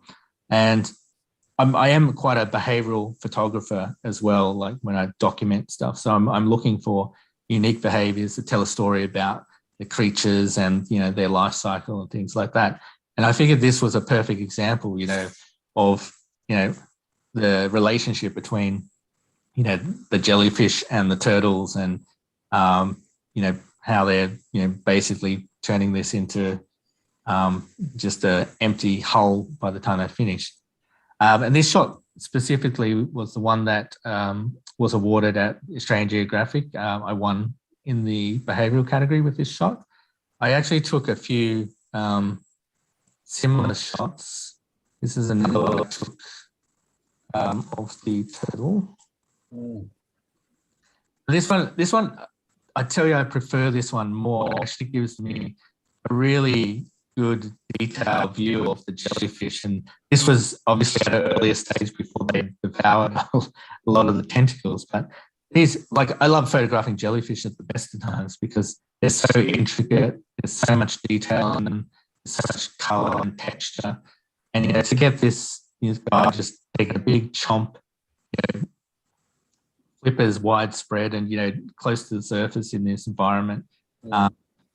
Is one of those things, again, where it's a behavior that's not regularly seen. So even just how I positioned myself with that angle, because I really wanted to get the underside of the jellyfish rather than just the front of the jellyfish, was, what I was intending to do with a shot like this.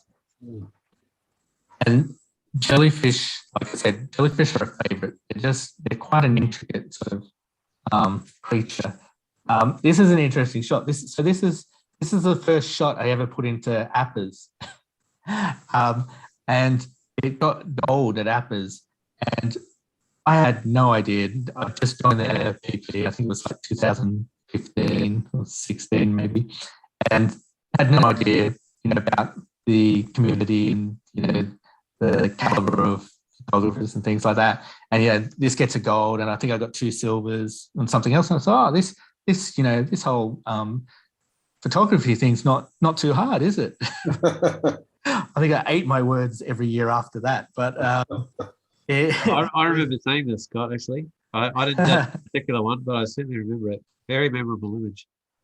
Yeah. This is just a close-up view of, I just wanted to show you the intricate details on the jellyfish. Oh, wow. Like, these patterns are symmetrical. Like, oh my God. This is nature. And you just go, whoa. Look at the lines, the textures, like, the symmetry. Like when you look at some of these features on the jellyfish as you get close, you just go, this is ridiculous. Like, how does this happen in nature? Jellyfish, like I said, jellyfish at the best of times are fascinating, creatures. But this had this weird sort of I guess this star-shaped bulb at the top, and then and it's more like a cauliflower jellyfish, so they don't have stingers or anything on them. So, because I did bump into it a few times accidentally, and it didn't sting me. But yeah, they are fascinating. I think I don't know which award that's one that has done okay in events.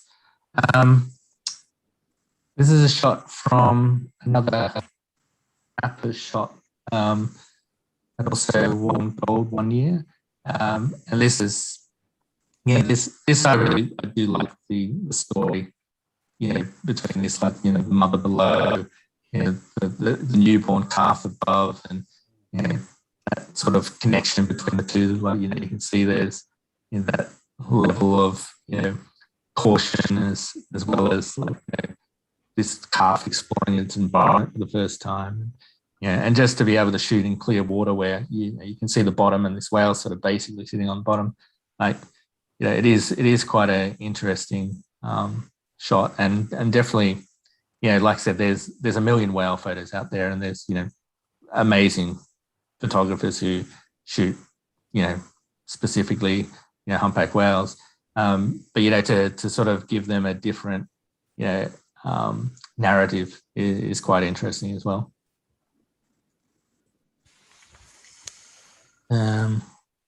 Andre said he remembers that one from the Appers. I think Andre was the one messaging me and said, it got gold. Oh, really? Andre, because I wasn't there. Often I'm not there because I'm overseas, so I very rarely get to see them or even watch the streaming. So I have good friends like Andre who send me a text and let me know how things are doing. This is Scott, Ingrid asked before, someone else asked before whether there was in the bay that you got the cuttlefish, they were going to build a big salt works or something. She was wondering if they'd gone ahead. No, they haven't. Like, the industry there is iron ore, and it's an area where there's been that sort of mining, and there's also Santos there, big Santos refineries there as well. I don't think that's gone ahead in terms of any sort of salt or desalination. The bigger issue is the government put a 5-year ban on fishing the cuttlefish because the numbers had, in 2013 and 14, they were around 10,000 individuals, right? And they put a fishing ban on because they wanted to see if it would recover. So over that 5 years, the numbers are up around the 250,000 mark now, estimated. So quite a dramatic recovery in such a short period of time.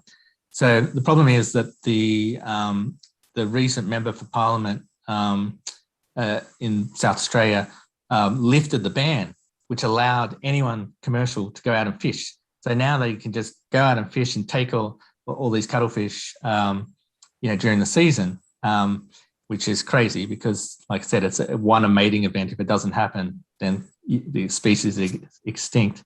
So this is the thing we're battling at the moment, is the lift on the ban. We're trying to get the ban back in place, or at least some sort of recovery, program in place. So that's the bigger issue at the moment.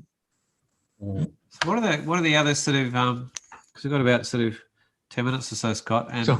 I did want to touch base on some of the projects that you've been involved with over time. We haven't really talked about your filmmaking, but that crosses over there a bit as well, I guess. But what are the bigger picture of the world? Like, where have you sort of touched on and engaged in different sort of conservation-based projects? It's quite an interesting one because a lot of the conservation. I was saying this to a friend the other day, who was encouraging me to do something a bit more public. But I said a lot of the work that I do with conservation organisations is a lot of background stuff that actually doesn't get too much attention. So it's one of those things that I do things as simple as providing identifications of things like sea dragons for a sea dragon research project, and that project is run by various scientists around Australia, and they rely on people to provide data, so it's a part of a citizen science project. Then there's other things that I do specifically to work on.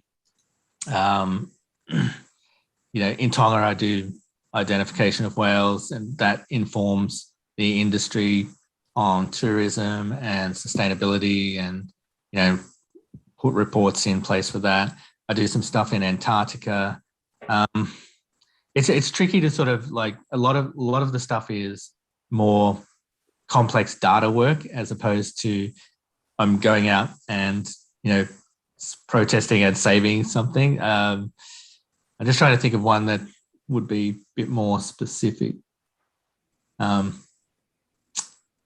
think things like, for example, like I'm trying to work on a project with southern right whales. One of the big issues in the Great Australian Bight is there's always a number of big oil companies wanting to come in there and start drilling, and it's a nursery and it's a sanctuary where the only population of southern rights come up and give birth.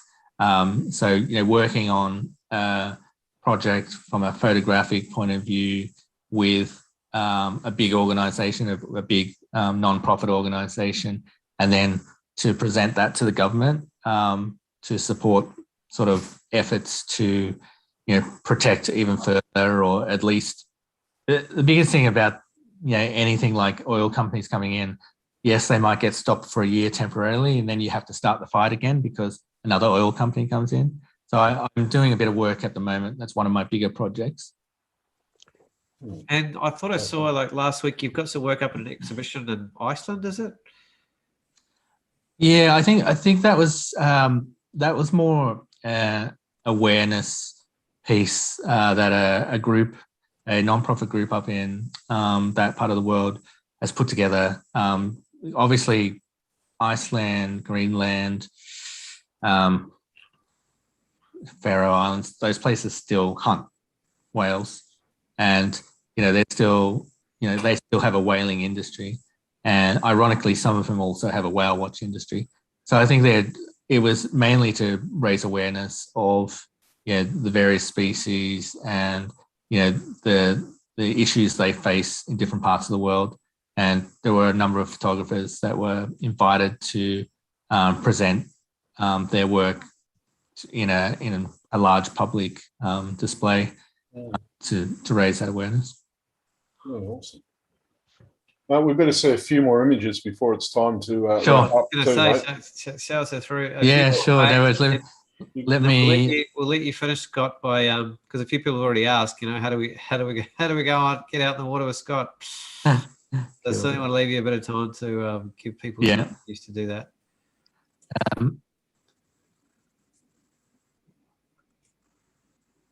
Okay. So this is a leafy sea dragon.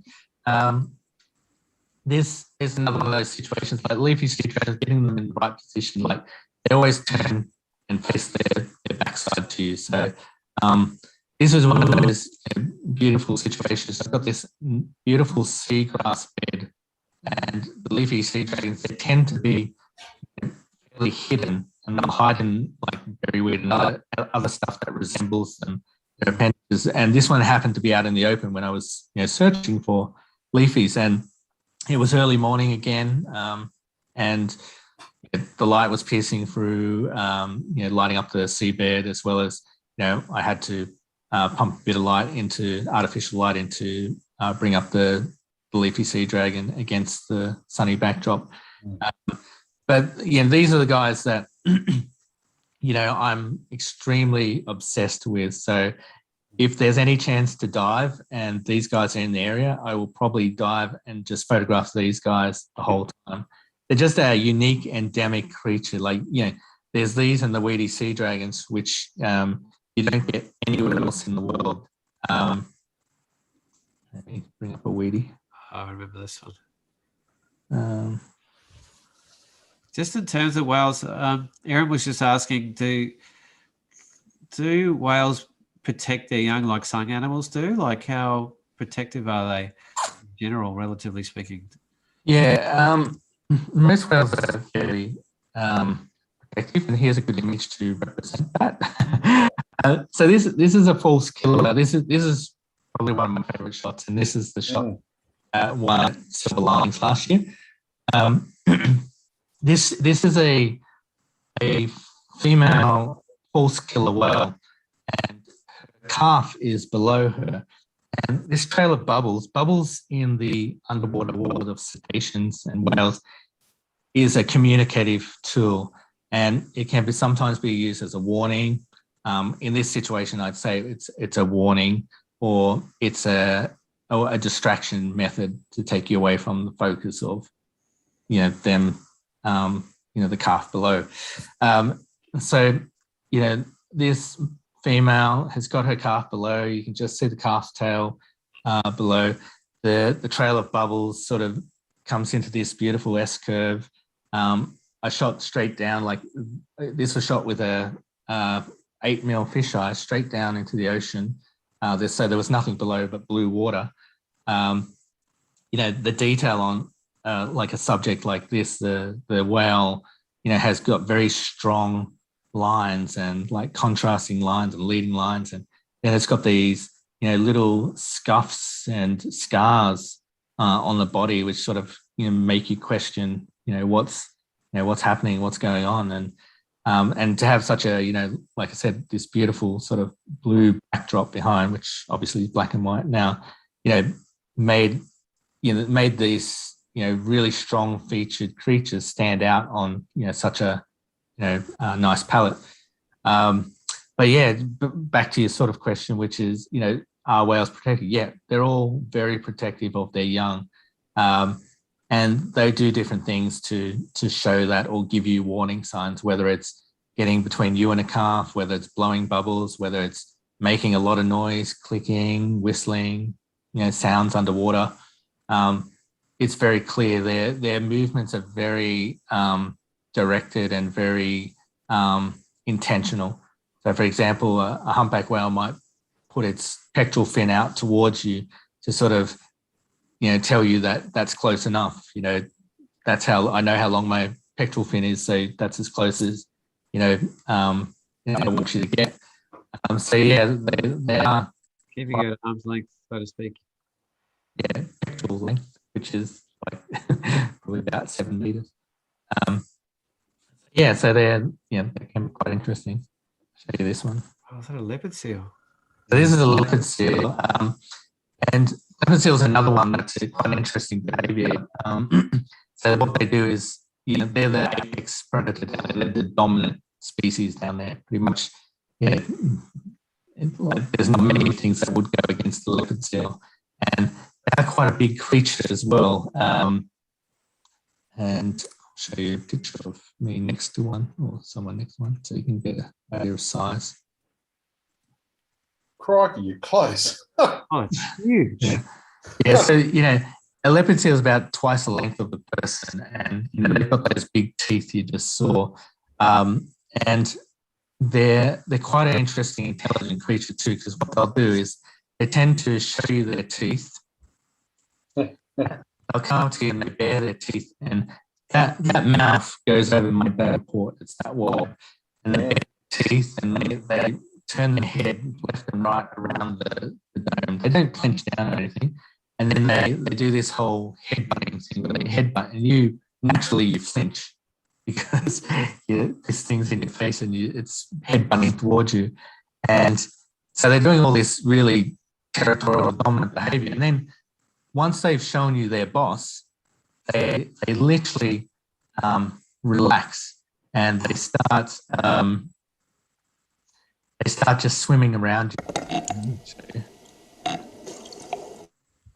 You see that? No, the screen kind of a bit. That's good. Let me try. It's doing what it did last couple of weeks ago. That's right. I'll get it back up. Oh, there we go. Yep. So this is a leopard seal. We're in Antarctica here. That's a big iceberg underneath us. This leopard seal, he's done all these, stuff where he's, showed his teeth and all this sort of stuff. And then this is what he does.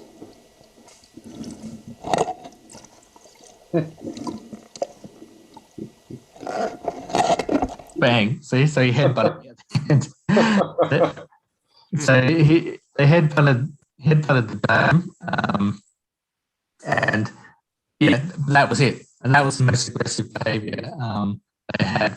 But they're just super intelligent, fascinating, curious creatures. But you really do need to respect them because, like, if you're worried about sharks are nothing compared to these guys. That's something. Let me bring up another shot. Just go back to whales for a second. So this is another shot that's won Australian Geographic in the behavioural category a few years ago. So this is a pod of a group of competitive whales, but it's also got. You're not sharing, mate. Screen's not sharing. Okay, one sec. Let me see what's going on there. Try again. Yep, all good. Oh, wow. There we go. So this is a shot of a group of competitive whales. They had an entourage of dolphins, and these are called rough-toothed dolphins. They're actually a different sort of species. But the thing I like about this, it really, it's such an epic moment. Like, I've got probably 15 whales coming straight towards me. They've got an entourage of dolphins gliding, either bow riding their noses of the whales or bow riding the pectoral fins. You've got this one in the front, bubble netting, which they do to basically create a curtain of bubbles so the other ones can't see, the female in front. So there are all these, behavioural techniques going on that they're doing in this competitive group. Sorry. And it's like I said, it's one of those sort of epic moments where you just, the thing is, when you are in these moments, there's so much going on that you can't visually comprehend it. And often I just start shooting because I just can't go, okay, if I look to my left and my right, down below, in front, and I scan the scene like I would normally do for a behavioural shot, I might miss something because there's just so much action going on. So those sort of shots tend to be quite reactive, and you've got one chance to get a shot like that. Scott, were they diving basically to avoid you? They're diving not necessarily to avoid me. I don't think my tiny presence with all those is. It looks like if they weren't, they'd be going straight through you as well. Yeah. I'll just quickly show you some macro stuff because I do shoot some underwater macro as well, and that's a whole different ball game. So, like, if anyone shot macro of the water, it's difficult at the best of times. But underwater, you're shooting. I shot this with a 100mm lens. It's basically, these are eggs on the right-hand side of a weedy sea dragon. So these eggs are just tiny little, few millimeters wide. But the thing about like species like this is the intricate colours and details and textures and lines. Like, Paul, I reckon if you shot it close up, it almost looked like an aerial. Yeah. But when I'm shooting macro, I'm shooting a 100mm lens. I'm shooting at whatever the lens will go to. So f32, because you've got such a shallow depth of field, like you need to have as much of the elements in sharp as possible. So I'm at f32. I'm shooting with pretty high lights because at f32, you just got hardly any light coming into the camera. And a lot of macro work is shot like that with very, very small apertures and very large apertures and a lot of light being pushed onto the subject. A different perspective of the eggs. You have to adjust the angle of the strobes to be more focused, I guess. No, with the strobes, you're just pointing them straight towards the lens because all the light is pumping into such a tiny, small situation. This is not the best shot, but it gives you an idea. That is a baby sea dragon. You can see its little fin coming out. Oh. And that's its eyes there. Yeah, wow. That is probably like the small part of your tiny fingernail. Like, that's big, these guys are.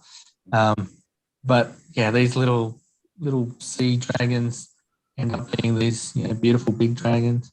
Sometimes I'm shooting a lot of features. with macro stuff, or I'm looking for something a bit interesting like this one. This one I've backlit, so I've got someone with a torch behind to backlight the subject. And because there was a lot of particles in the water, it created this like star sort of effect. This is just basically backscatter particles in the water. But that's the thing, if you're going to do some macro or shoot very tiny things underwater, looking at different techniques like backlighting or even slow shutter speeds can be quite interesting underwater. So I'll shoot a lot of different stuff. Let me just show you.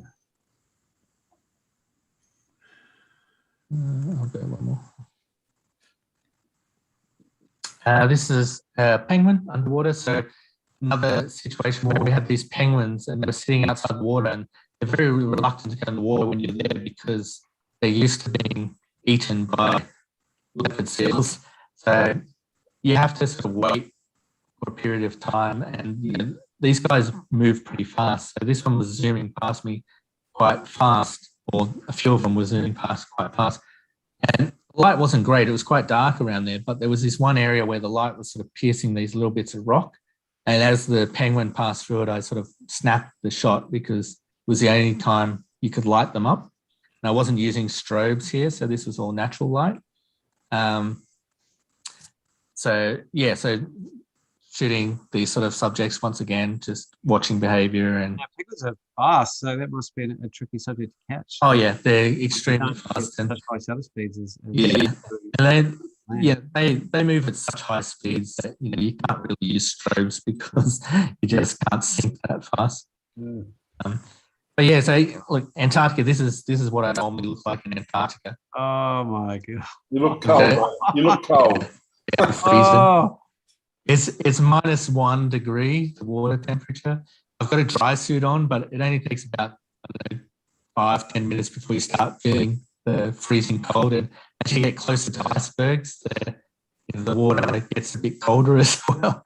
And you're bulky. You've got this dry suit on. You've got heaps of weight on because you're so buoyant. You've got so much gear to keep you warm. And on average, I can do about a 40-minute dive. Most people do about 15 to 20-minute dive, but 40 minutes underwater is just killing you. Like your head have like a ice headache and you're just feeling it. But it's what you do to get in these environments.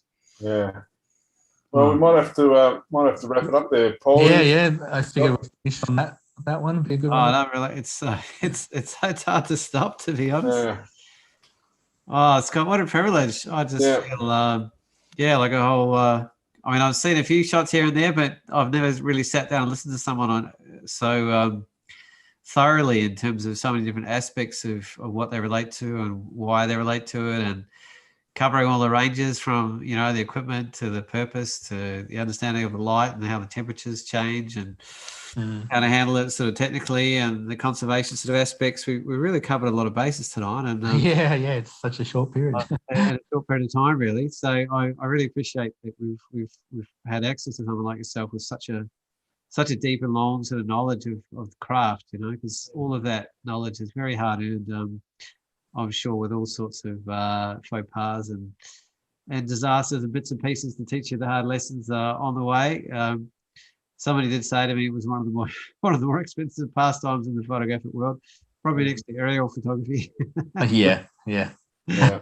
But I wish you all the best. And we're having a chat just before the show how Scott's handling lockdown. He's in Sydney of all places, in West Sydney in particular, which is not looking like they're going to get their leash cut off for a while. For someone like Scott that's been 9 months a year on the road, that can't be easy. So you got our best wishes. Thanks for letting us travel virtually with you, Scott. And just to finish, would you like to sort of offer people avenues to engage with your work and the tours that you do? And yeah, sure. Ready. Yeah. No, well, thanks for having me to start with, guys, and thanks for listening to all my ramblings. Look, it's obviously no one's traveling for a while, so none of the international stuff's happening. But a lot of my work is there's a lot of pending stuff. Like there's books and exhibitions that are all on the way, but they've been put on hold for certain things. And one of the big things we were talking about last time, Paul and I, was that I spent the last year and a half going around Australia, and a lot of that stuff we did was a lot of underwater stuff. And in doing that and going around Australia, we also found a lot of places that we want to share with people and start taking people to, parts of Australia that are amazing. And even like, I'm always looking, outside of the commercial stuff that I do, taking people to swim with whales or taking people to photograph, cuttlefish or sea dragons or seals or things like that. I'm always looking at creative projects, and a lot of them are ocean related, because I find that there's a lot of things going on in the world that affect our oceans. And I think everyone knows plastic pollution is one of the big things, but there are ways to fight these things, and there are ways to get involved with things. So I do a lot of that stuff. But in general, a lot of my work is online, like I guess a lot of us, Instagram, social media. A lot of my exhibitions, they'll be launching as big events. So when they do happen, I will let everyone know about them.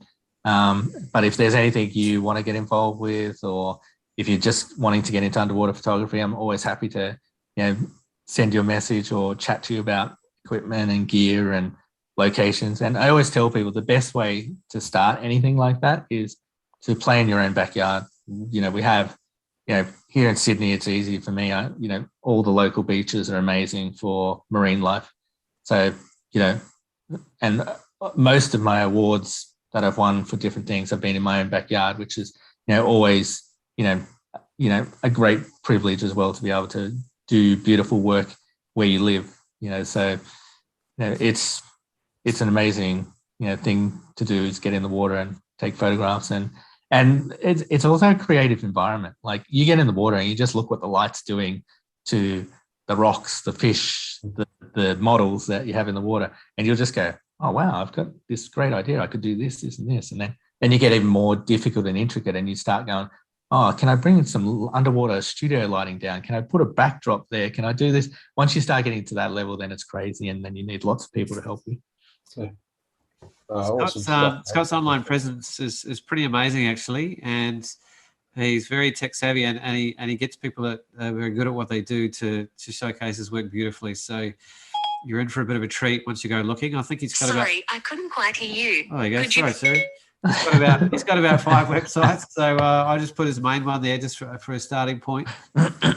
He has one specifically on his tours as well, and his Instagram is very, very highly followed and very prolific.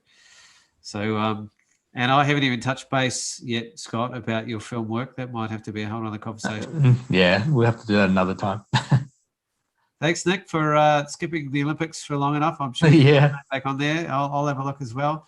Scott, all the best in gaining your freedom sometime very soon, I hope, my friend. Yeah, thank you. And the flip side is that we've got you here on the show, which probably wouldn't be happening if it wasn't. I wouldn't be here. Yeah, thanks, Scott. Why I didn't give you too much of a rest and grabbed you again, because I figured you'd be off soon. All right, thanks, guys. Good to see you. Have a great week, Yvonne. And again, for anyone interested, some of you are going to join me tomorrow on the Level Up Room Pack show, but the link's there at the beginning of the chat. It's going to be an amazing day, so I'm really looking forward to that. And we'll see you all next week. Keep well, Scott. Thanks again. Thank you. See you.